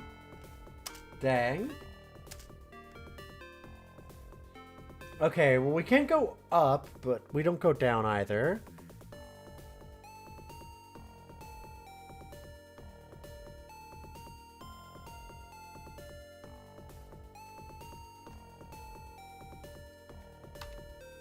Let's go financial analyst.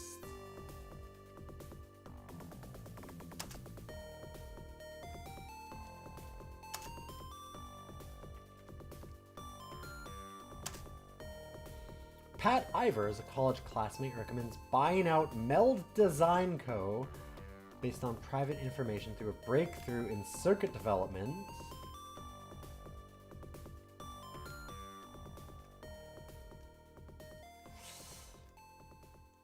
I mean, college class, let's explore it. That seems like you explore.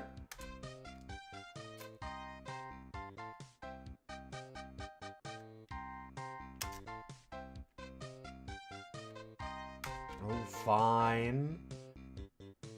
Also, how am I... Isn't our job like... Yeah, we're trainee financial analyst. I get to acquire companies? I mean, I guess, do you recommend?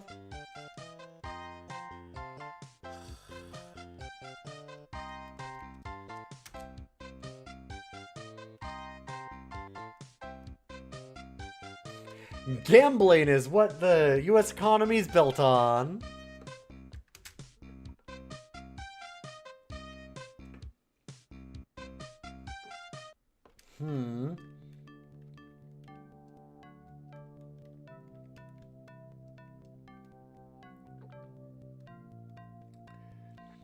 Wow, just send it over his head?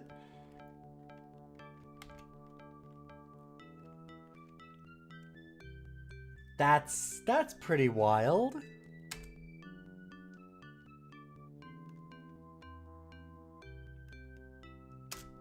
Okay, cool. Elaine Pencer, the editor of Circuit News Monthly, a key trade publication, asks for financial help. We have inside information that MMC is going to acquire the Meld Design Company.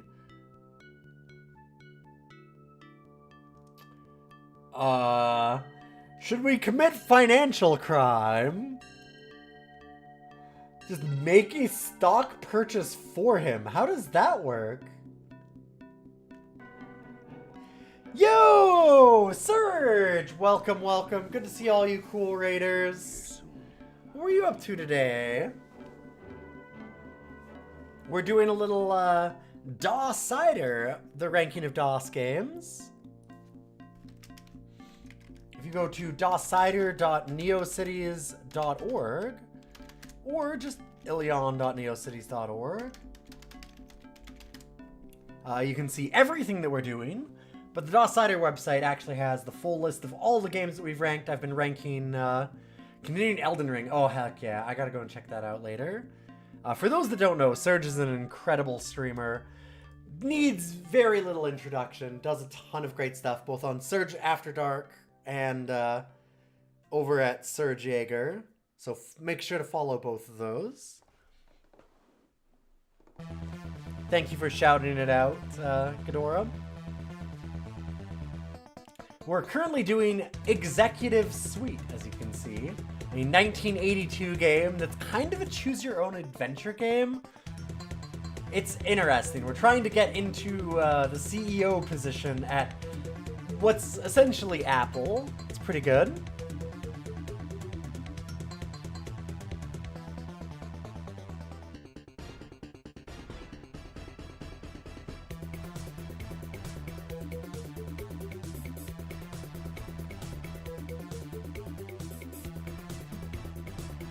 But yeah, I've been ranking DOS games for several years now, so we just we go through a couple DOS games at a time, recommendations from subs and patrons in our Discord, and filled out with other things that I find.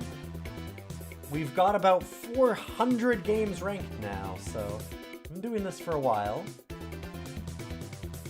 It's nice to see you all here. And apparently I'm doing financial crimes. Let's, why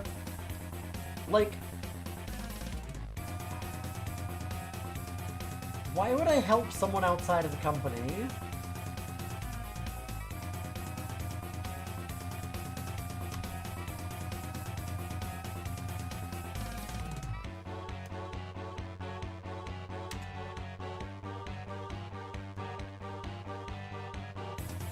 Okay, it turns out what Elaine really needs is a good accountant, not a good stock tip. He arranges finances and agrees to favorably interview Malcolm Farnes III. Ah, so it's still insider stuff, but it's less crimey. Just morally dubious. Perfect. We've been in the trainee financial analyst position for 2 years. Time for a job review.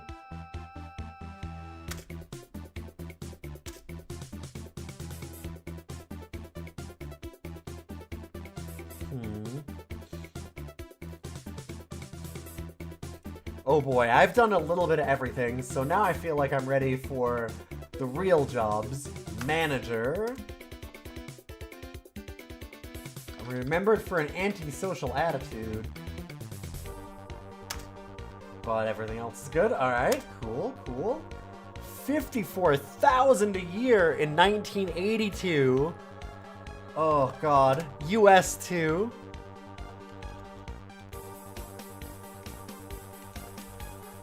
Wouldn't it be nice, Surge? Wouldn't it be nice? Almost $200,000. We're fucking rich. It's almost $200,000 US in today's in today's money. It's 186,000.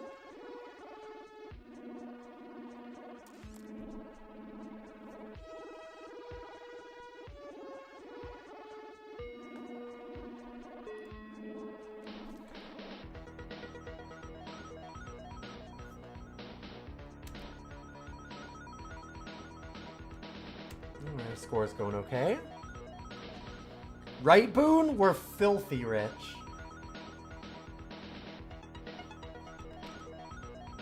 Ooh, I get personalized stationery. Neat. At a little-known cafe, you see a counterpart at MMC's main competitor, Behemoth Systems, having lunch with a Nippon Central employee. You leave hurriedly before you can say hello, forgetting a binder which turns out to be Behemoth's marketing plan for the coming year. Oh, they leave hurriedly.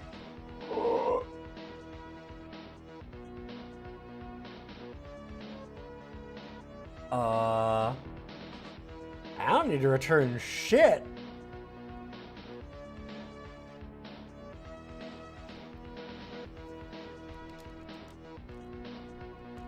I kind of feel like, okay, we could give it to our supervisor, but what if we used it for our own personal advancement? Huh? Huh? Right?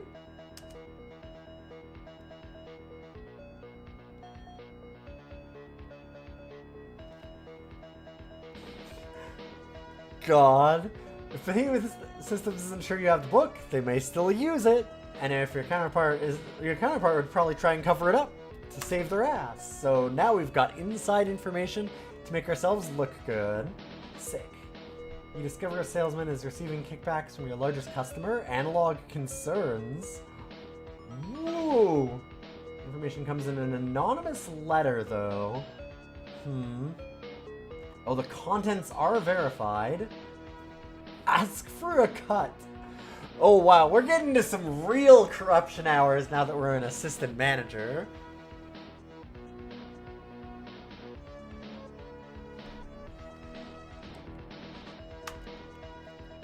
Place the salesman. You establish a clear moral tone. Listen, if anybody's going to engage in any immoral activity, it's gonna be me. Thank you very much.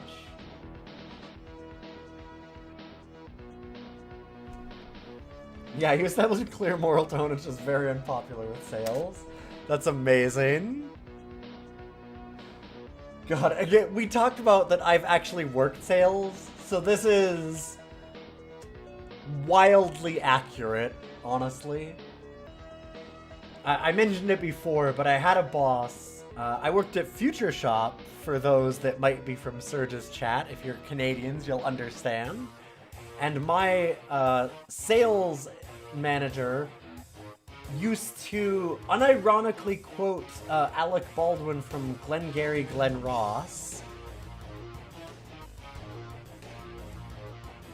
where he was like, coffee's for closers, and would like scream at us on the floor if we didn't do appropriate closing of sales with things like that.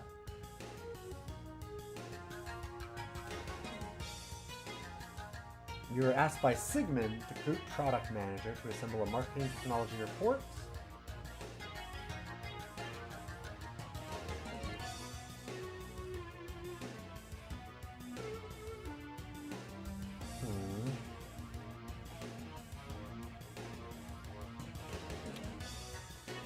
So, like, that means that we're trying to sell it to... He's trying to sell it off for his own,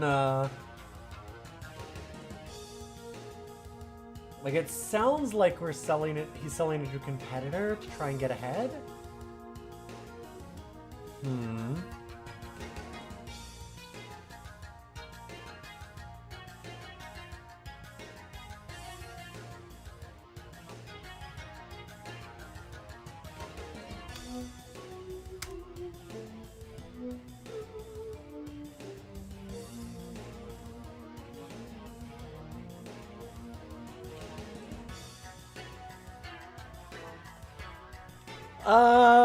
Corruption gets you ahead when you're not caught, as it turns out.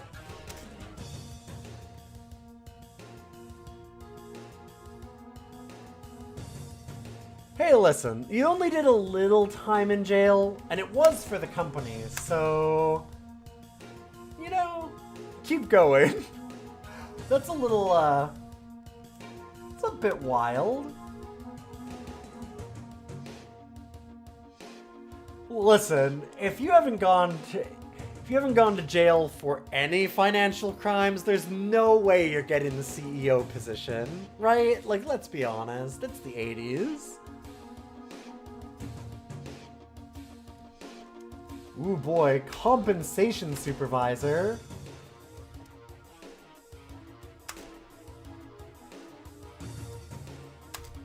This seems awful.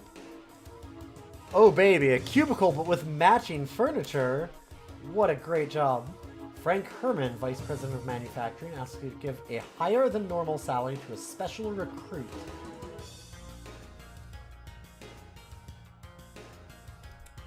When a big boss tells you to do a thing, you jump. I already went to prison for them, but I kept my mouth shut. They'll get me. You get a good reputation with lying people. You have the judgment to be flexible in company policy when it is in MMC's best interest. You hope Frank returns favor when you want to be transferred into manufacturing. MMC is under heavy pressure from women employees about compensation structures. That seems, yep, sure. Hey, Media! Good to see you. This game's been really interesting. Media was the one that requested this. Joyce Stern, the Vice President of Administration, asks you to manipulate the figures to indicate that women receive equal pay, even though they definitely don't.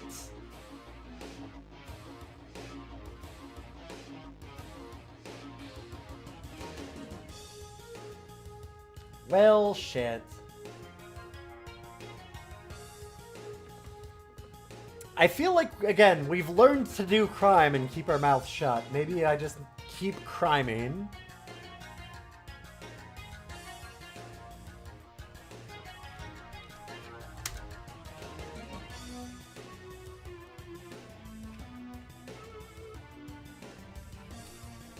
I might be the fall guy. Alright, so we need to find a new fall guy is what I'm getting. My understanding of this is they're glad that I covered it up. Now let's make sure that we're not the person that ends up taking the heat at the end of the day. Helena Gray, a close friend, files for workers' comp when you know she's fully recovered. Sign someone else's name to the claim? How does that work?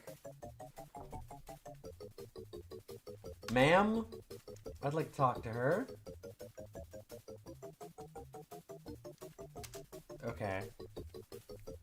Ah, get her drunk enough. We're good.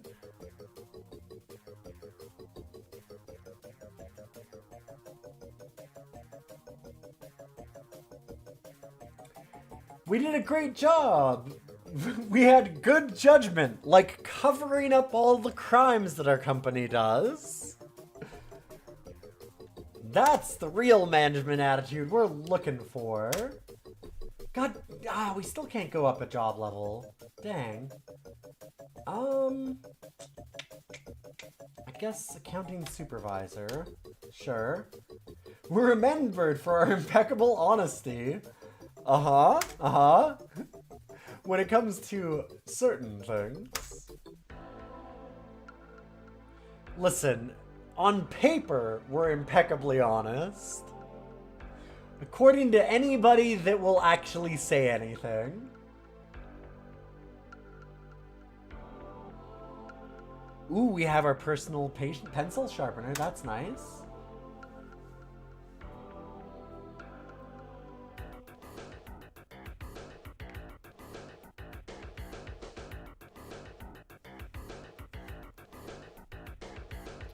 Shit, time to tell a priest. Okay, I can't be the fall guy for everything. We have to figure something out. So let's...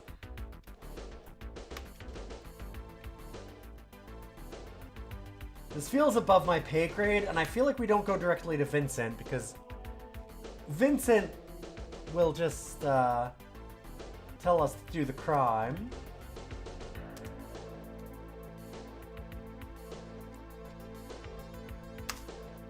Okay.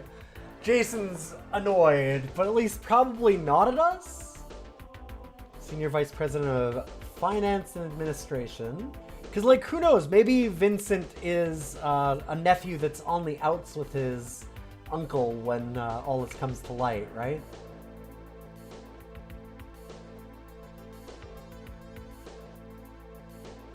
We do crime, but we do it for the company. We keep it in the family. This is surprisingly like being in a mob. Which, hey, you know, it's kind of like my time being in offices.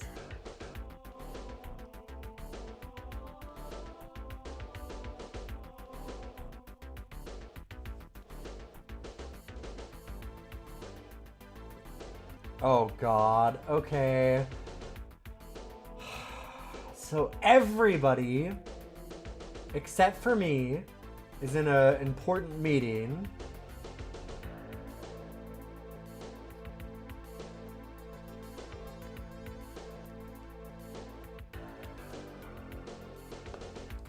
Do I piss off Jason or do I piss off Red? Because I feel like we either 1 or 4.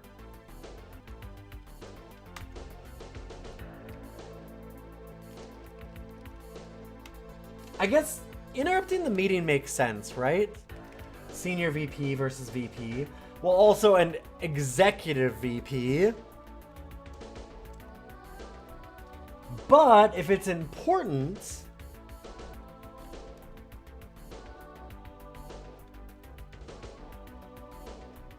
it might just be enough that they like step out of the meeting for just a minute.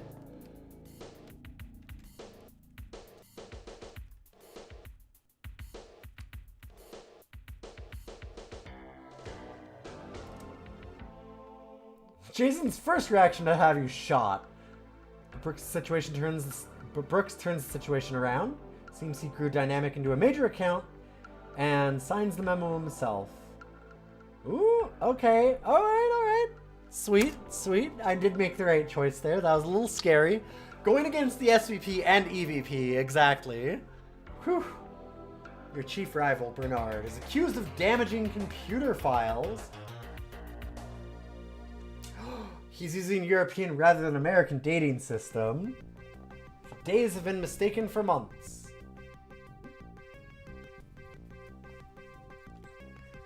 Erase him. He is the jerk that charged us for his calculator, that's true. We did buy him McDonald's to pay for it, though. As a thank you. That was also like 20 years ago. Are we really gonna hold it again? Yes.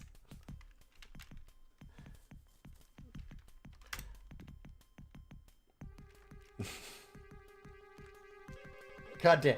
Okay, do we want to do this for fun or do we want to like win?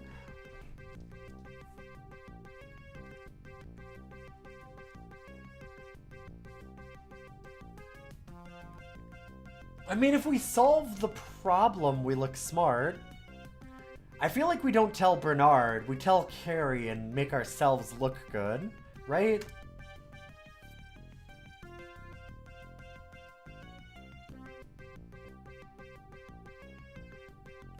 Carrie thinks your idea is the stupidest thing he's ever heard, even when it turns out that you're right. Yeah, that seems about where things go.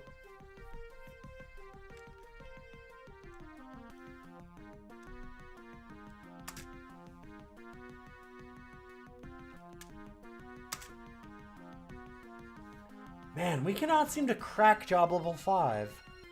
At least we're not going down anymore.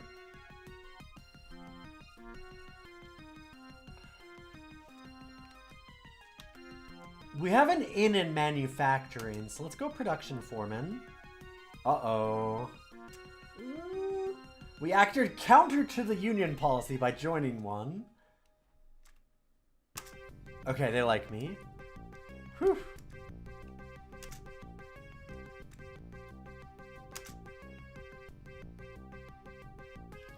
You must choose a shop floor management style in your new position as a production foreman. Theory Z. Japanese management style. Firm but fair. Removed and managed by the numbers. firm but fair, right?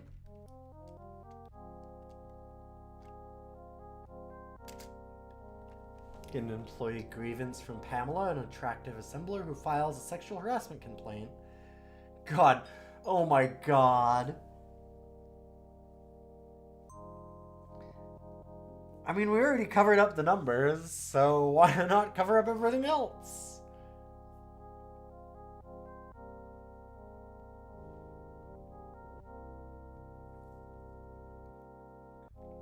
This does feel like it's supposed to be a defer to the personnel department, which is the most cold and calculating thing you can do in a major corporation, and therefore what they want you to do.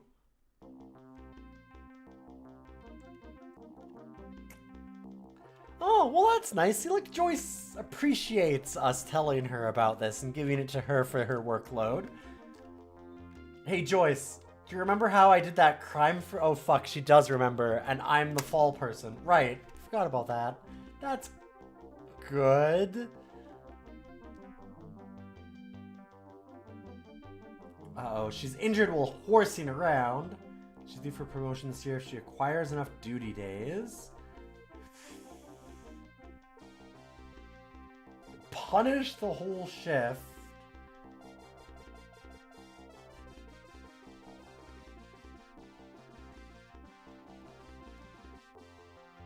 She's usually reliable. Let's be firm but fair.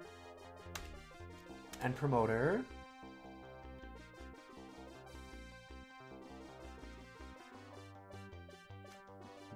Introduce horseplay. You have her wear handcuffs. Sure.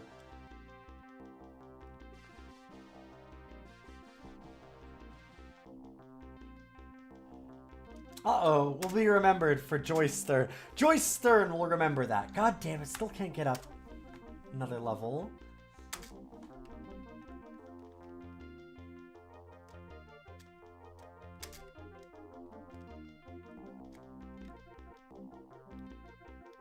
Oh boy, our perk of working the phones is back.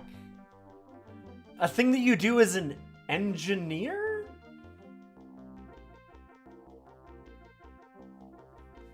Our joy turns to gloom when you find a design flaw in a product component. Fix the flaw and not tell anyone? What? No, you fix the flaw and tell everyone.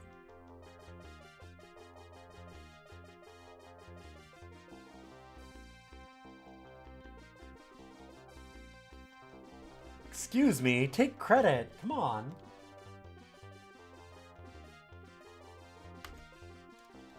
I mean, disclose the flaw.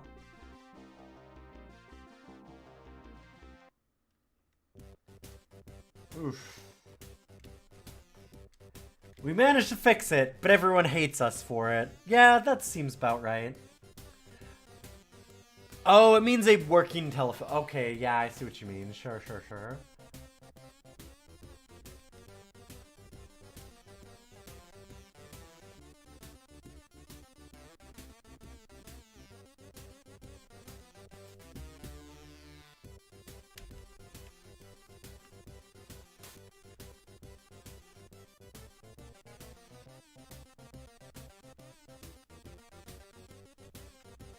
It is absolutely against engineering ethics, as in you lose your license and are personally liable for anyone harmed by it to hide flaws in a design document. This is for computers, so it's a little different, but yes, yeah. There's a really cool thing in Canada for, like, building engineers, where, like, you actually get an iron ring in Canada, which is a reminder of your ethics, because there was in fact a like the design of it was wasn't it, I thought there was actually a bridge at one point that went down or something, and they were like, you need to have this to remember it, that it collapsed and that anybody can die because of it, kind of thing. Like, it was supposed to be made for, like, a collapsed bridge. which is pretty great.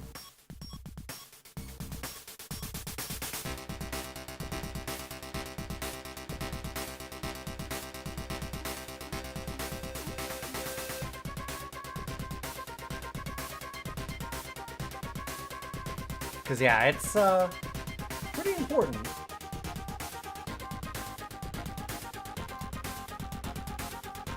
What? Management dragged its heels on salary increases. Also, God, this song is such a banger. I gotta turn it down a little bit, though. It goes too hard. I can't think when it's on. For those that don't notice, by the way, in the top left, you can see what this song is. They actually released System Shock on floppy disk, and this is the floppy disk version of the System Shock intro, and it's super fucking rad. It's way better than the CD audio, which is wild, at least for this. Just because it's so much grungier.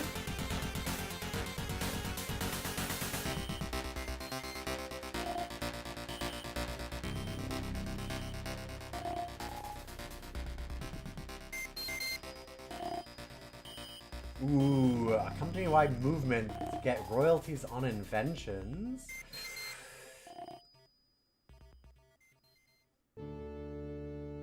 Oh god, we can try and walk the line. Alright, we're trying to get into the executive suite.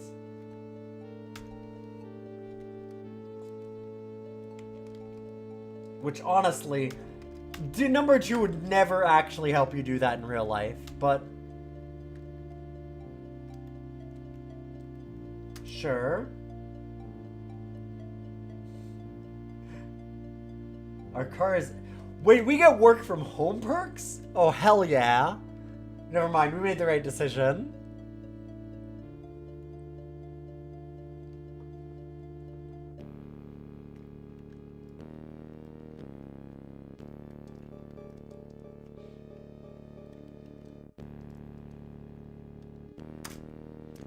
Yeah, a lot of regulations are written in blood, exactly. Politics begin to appear in the engineering department. Begin? Top engineers are vying for management. You are pressed to become involved.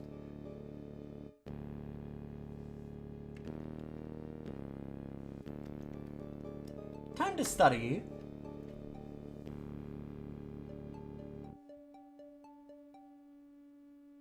Our strategy works. Everybody's bored by us. We're a perfect engineer. Sick. Ooh. Project manager? Ooh, nice. We were even on good and bad things.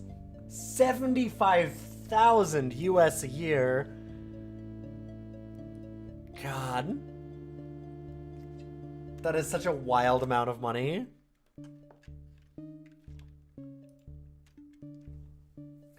Like, again, as a Canadian especially, it's like, ooh, that's a lot more than I'd make here. But then I would actually have, oh, I don't know, things like healthcare a little bit. Yeah, 260,000. $250,000 a year. I finally have life insurance. Nice.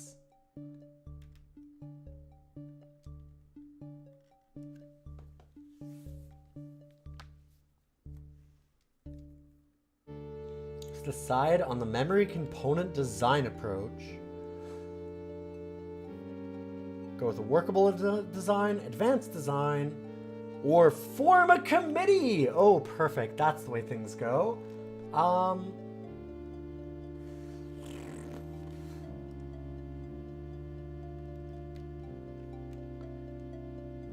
God. This is such a crapshoot.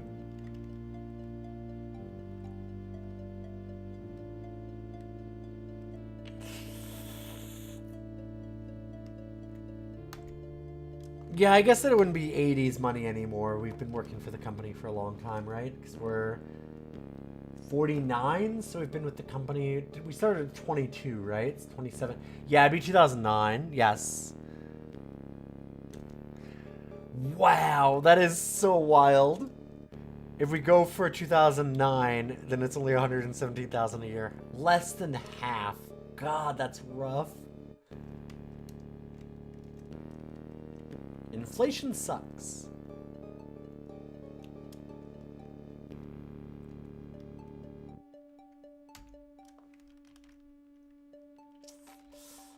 All right, flip the coin.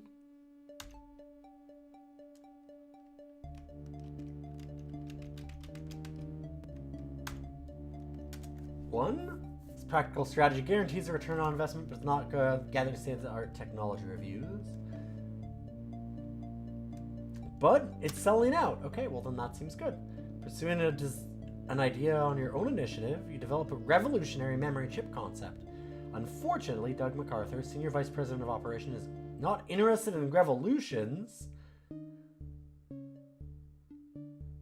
How do you respond? Quit and start your own company. Eh? Okay, I'm actually kind of curious. Does this mean that, like, if we quit and start our own company, can we get rebought by this company? And rejoin? That's actually maybe possible. It also technically makes me a CEO, that's true.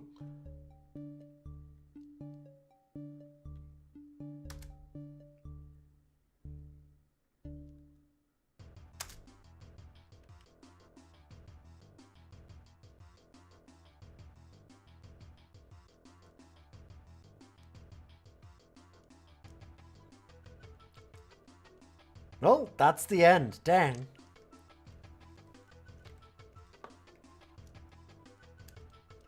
This is a really neat game. For 82, this is wildly cool.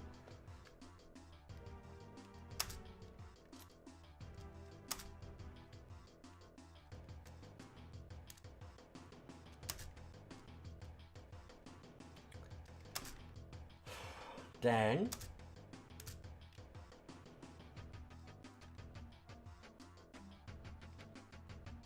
Probably should have saved a game, huh? Oh. Huh. Apparently we did at one point. Sure.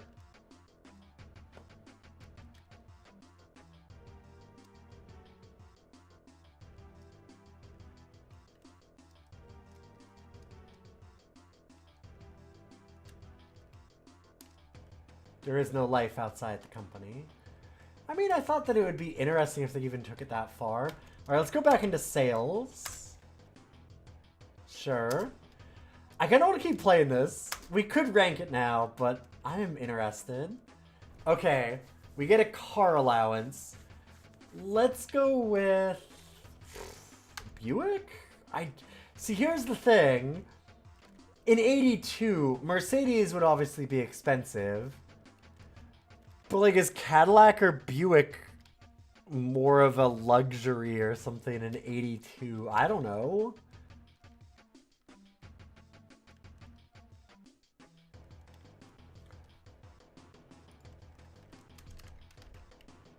Also, I'm going to make a note of these people.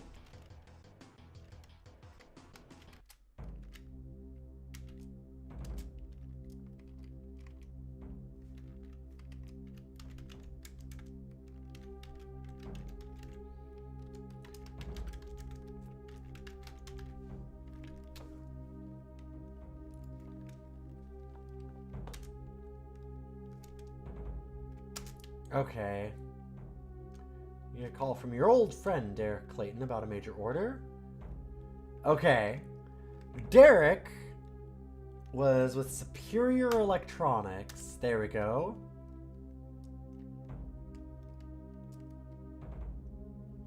Cadillac is generally more luxury back then, but, like, Buick has been at different times too.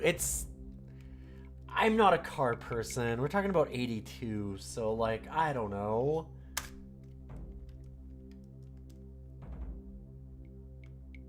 On your way to a sales call, you doze off and hit another car? Yikes.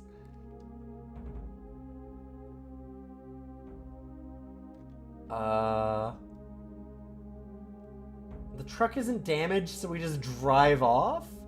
I mean, hey, if we're gonna commit crimes, right? Derek is impressed with your punctuality. On the way to lunch, Derek tells the parking attendant to have the smoking junk heap over there towed. You smile. Shit. Well, hopefully I get my car back. At lunch, Derek Clayton agrees with the biggest deal in MMC's history, pending immediate availability and shipping information. Call the office to find only a sales trainee around.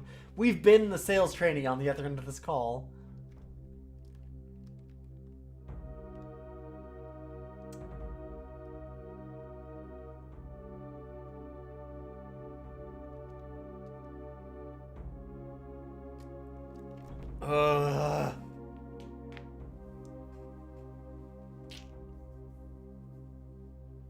Let's be honest and say that there's going to be a slight delay. Or do we leave a message?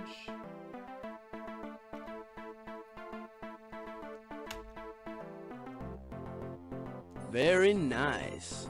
Thanks for the follow. Let's get the message. You tell Derek the information is being compiled. You discover a common interest in car repair bills, which we're going to have. And discuss the subject until the regional sales manager calls the information. Yes! Okay, okay. We're superbly efficient, but a poor selector of cars. Gotcha.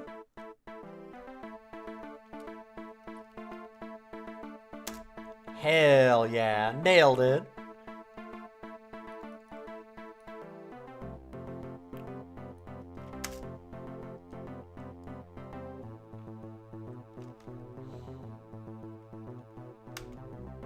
Let's go product manager, sure. If we want to go to the suite, we gotta start getting the management positions.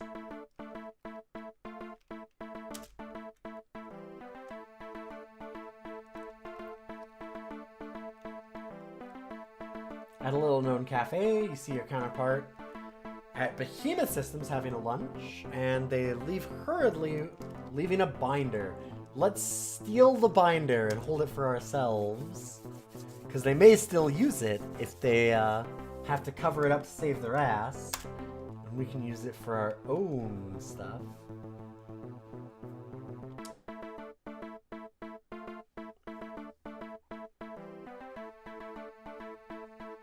Salesman's receiving kickbacks from our largest customer, and we can verify that that's happening. We did this before, and I love this dialogue. It's really good. You replace the salesperson. You establish a clear moral tone, which proves very unpopular with sales. You cite the boss, which wins the argument.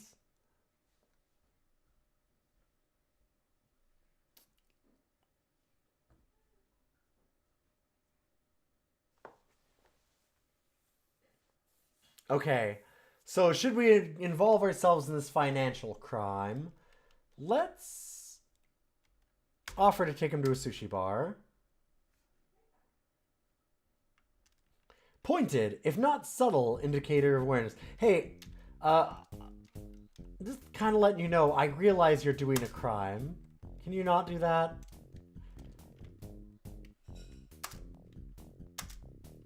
That's pretty... Ooh! Job level 6.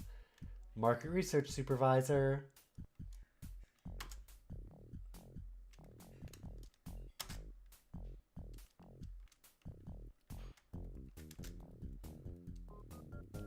Wow, we're only 28 years old, already making $51,000 a year. We get a travel and entertainment allowance. Dang. Working telephone, matching furniture. We've got a fancy cubicle. You know, a typographical error in a report that has subsequently led Sam Danger, the vice president of marketing, to issue erroneous predictions. Tell BT Barnum.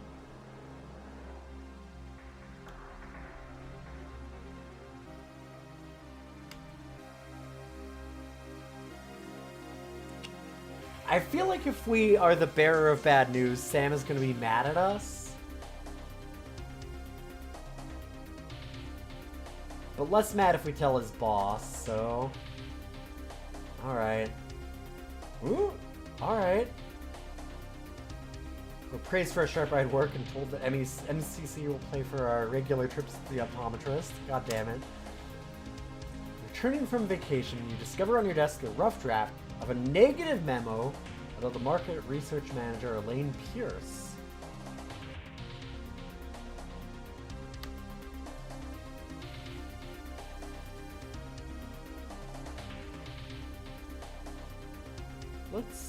Let's do some detective work.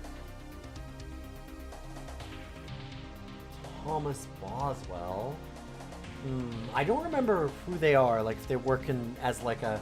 We need to figure out who the management is. You really need to like have an org chart that you fill out to make this go better. Sign and circulate is a really wild option. Yeah, you can go total chaos gremlin in this if you want, for sure. Which is great. They have some really wild options.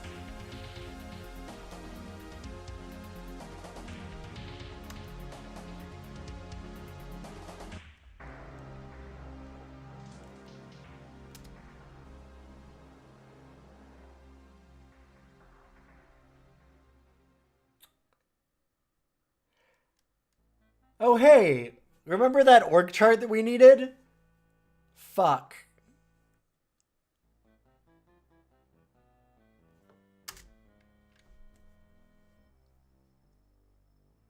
You are chosen for long-term internal development as a manager. The group product manager, Sigmund, recommends you spend a year in a line job.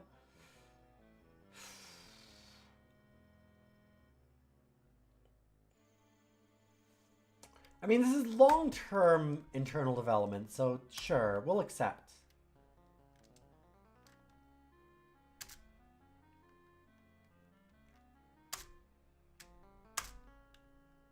Let's believe them. Hey, there we go. Look at that. All job level 7s is options.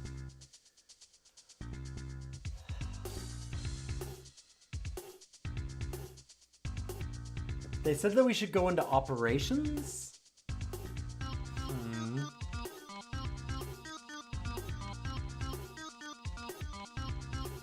So we've established this person as having morals, which seems like we shouldn't go into sales or marketing. Production control is probably better for that. There we go. Yeah, if we go to sales, we don't want to be remembered for our impeccable honesty.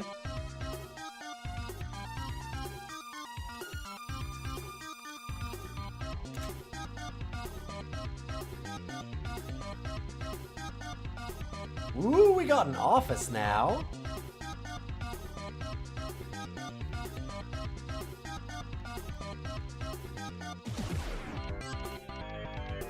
Dang, look at that.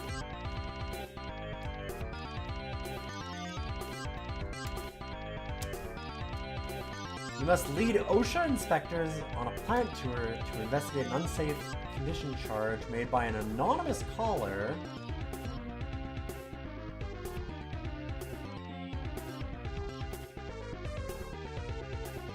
Okay.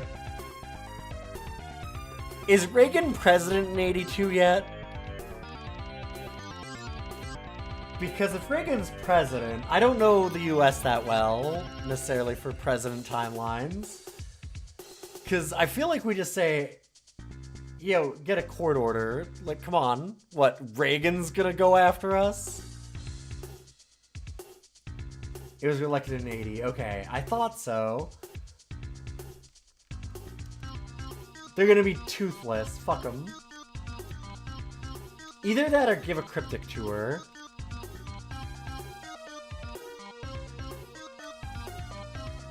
Honestly, like, any 2 to 4 seems appropriate for 80s.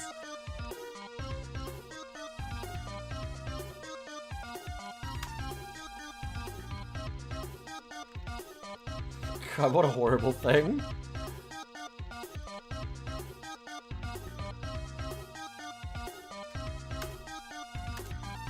They return to the court order and blood in their eyes. Uh-oh.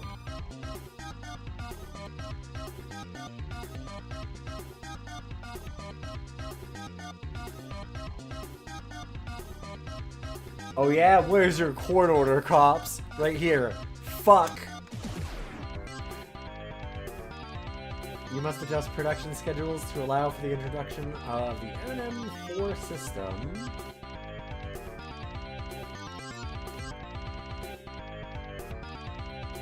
Do by hand out of consideration for individual workers' needs.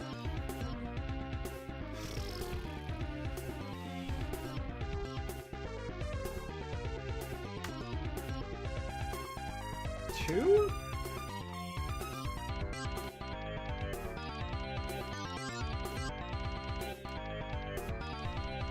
Efficiency improvement is offset by inflexibility and tolerance to variation. I'm good with numbers, not with people. That's the problem. You must make recommendations on the distribution of manufacturing equipment between new and old plants.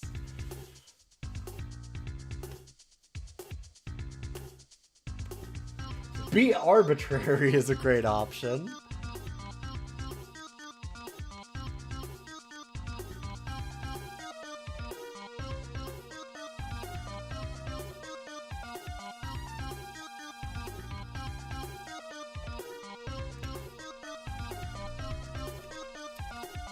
Be selfish.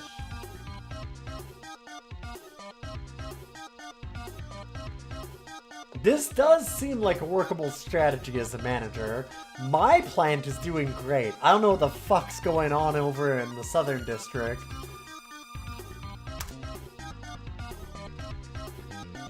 Jeff, you've been in the production control manager position for 3 years. We did a terrible job. Shit.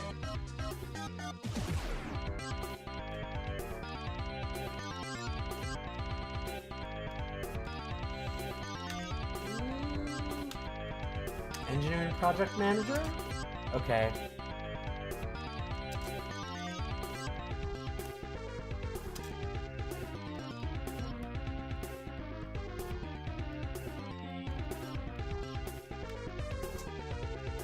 Let's go with the workable design. So you get a good return on investment, and it sells out. Who cares about the reviews? It's fine. This is where we ended last time, so let's accept the decision, I guess. Maybe if we bootleg the project and keep it on the down low. Well, shit.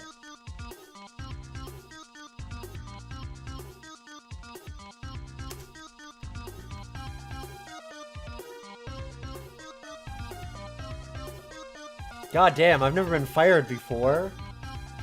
Oh, but we do have...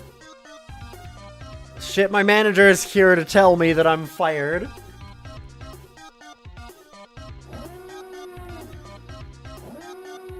I wasn't going to be on cam today because I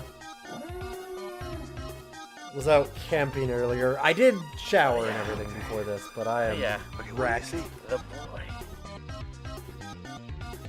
I hiked for like 17 kilometers today with my backpack. And I tested out all of my camping gear, which was nice. Oh, good boy. It is after 12 though. And I've got a lot of work to do tomorrow. We gotta get going on another stream where we're gonna be doing some Roguery tomorrow. Our attempt to beat every roguelike that I own, which is continuing with even more Dungeons of Dreadmore. But before we do any of that, we're getting ahead of ourselves because we need to rank Executive Suite.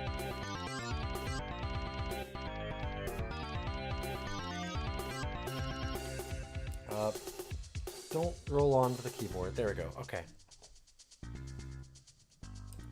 So where are we putting Executive Suite?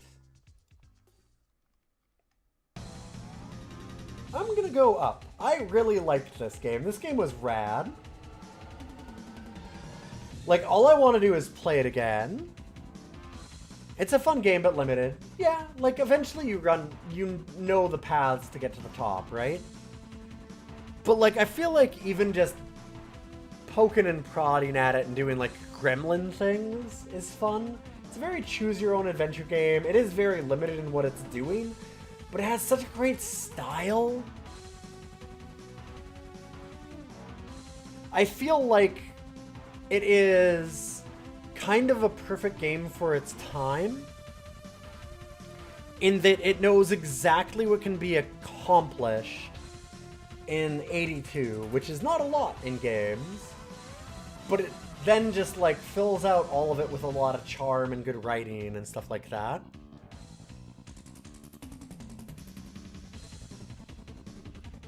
Yeah, we've got multiple choice options again.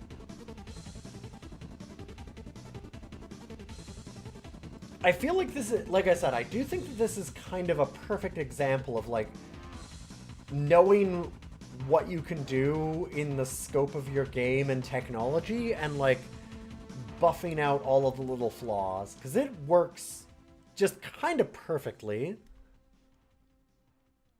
Like, yeah, it's a little bit limited in what you're doing. It's just a choose-your-own-adventure. But then it goes like, alright, it's choose-your-own-adventure. Let's buff out all the other stuff on it. Which I think is great.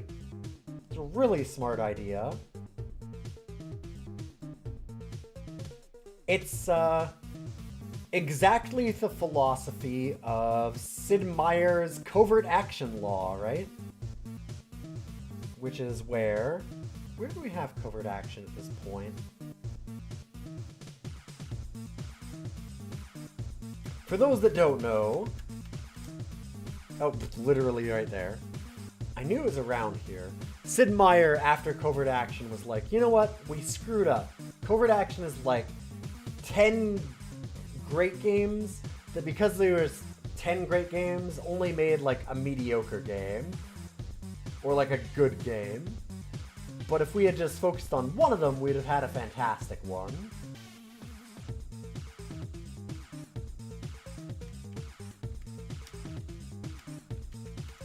I don't know that I fully agree with that for covert action. Covert action's kind of rad, but it had a lot of bells and whistles and doesn't pull off all of them perfectly, for sure. I don't think it's as cool as covert action, but I really admire this thing. And again, for 82 is neat. It's not as good as King's Quest, I will say, I don't think.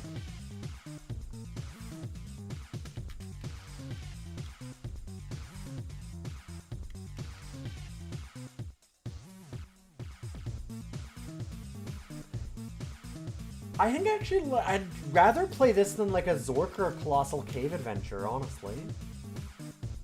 There's a lot less friction with all the like text parsing kind of stuff. Like, I'd have just sat down. This thing just goes down easy.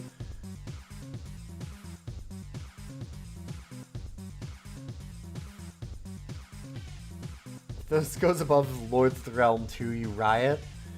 Quietly, briefly. It's not going above Lords of the Realm 2. It's not that good.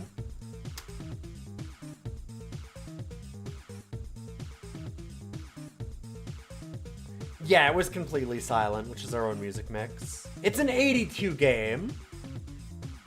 Like, yeah. There's no music. Like, you can't have music and that kind of thing. You can have bleep, bloop, bleep, bloop, bloop. Like, yeah, it's nothing.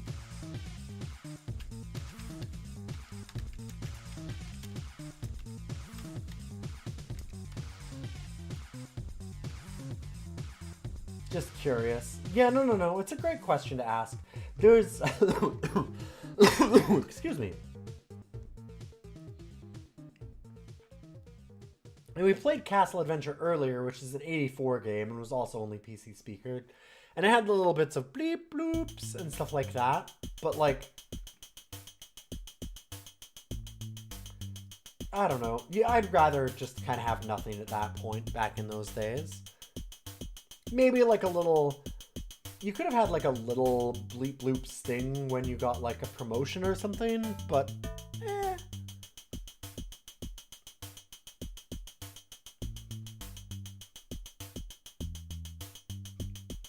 It's definitely a good thing to know if other game music is playing because the game was silent, or if the game sound was so offensive that I eventually had to turn it off. But no. I would say, like, definitely the biggest advantage this thing has, I mean, really it's kind of its only advantage, is the incredible level of polish that it had. Like, even to the point of its manual is very, very good. And I do think that kind of counts. Like here, we talked about it earlier. Like, the manual's great. It's got a lot of little jokes in it. It's got a good sense of charm and style. It's got, like, nice art even throughout it. The manual does have an org chart. It's got, like, a bunch of org chart type stuff in it.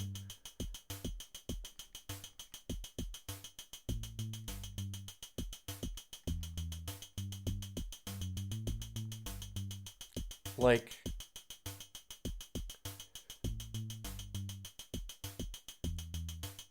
this is literally, like, first day on the job is their way of telling you how to install the game.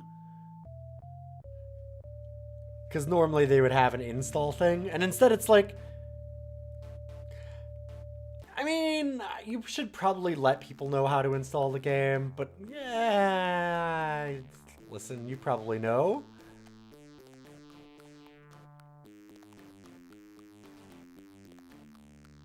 They do let you know right away that there is, like, there was a boss key, which I love a good boss key. This one has a very medium boss key, because the boss key in this, for those that don't know what a boss key is, it's a button that you can press to immediately change the screen so you don't get caught by your boss playing a game. This one just goes to a blank screen, unfortunately, which is certainly not the best. We've had a lot better than that. My favorite, there was one, and I can't remember what it was off the top of my head, where you would start pressing buttons and it would actually, like, type in like it was code, and it looked legit. Like, it did a really good job of it, which is great.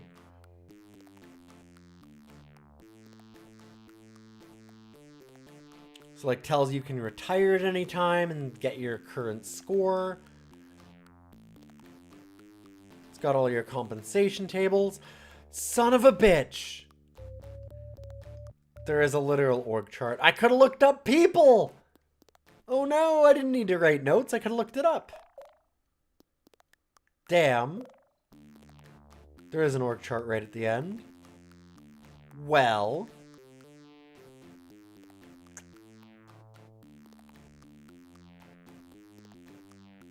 In any case, that's the end for today. Remember, if you're a sub or a patron, you can stop by the Discord for the special channel that's locked off from everybody else, because the Discord is free. And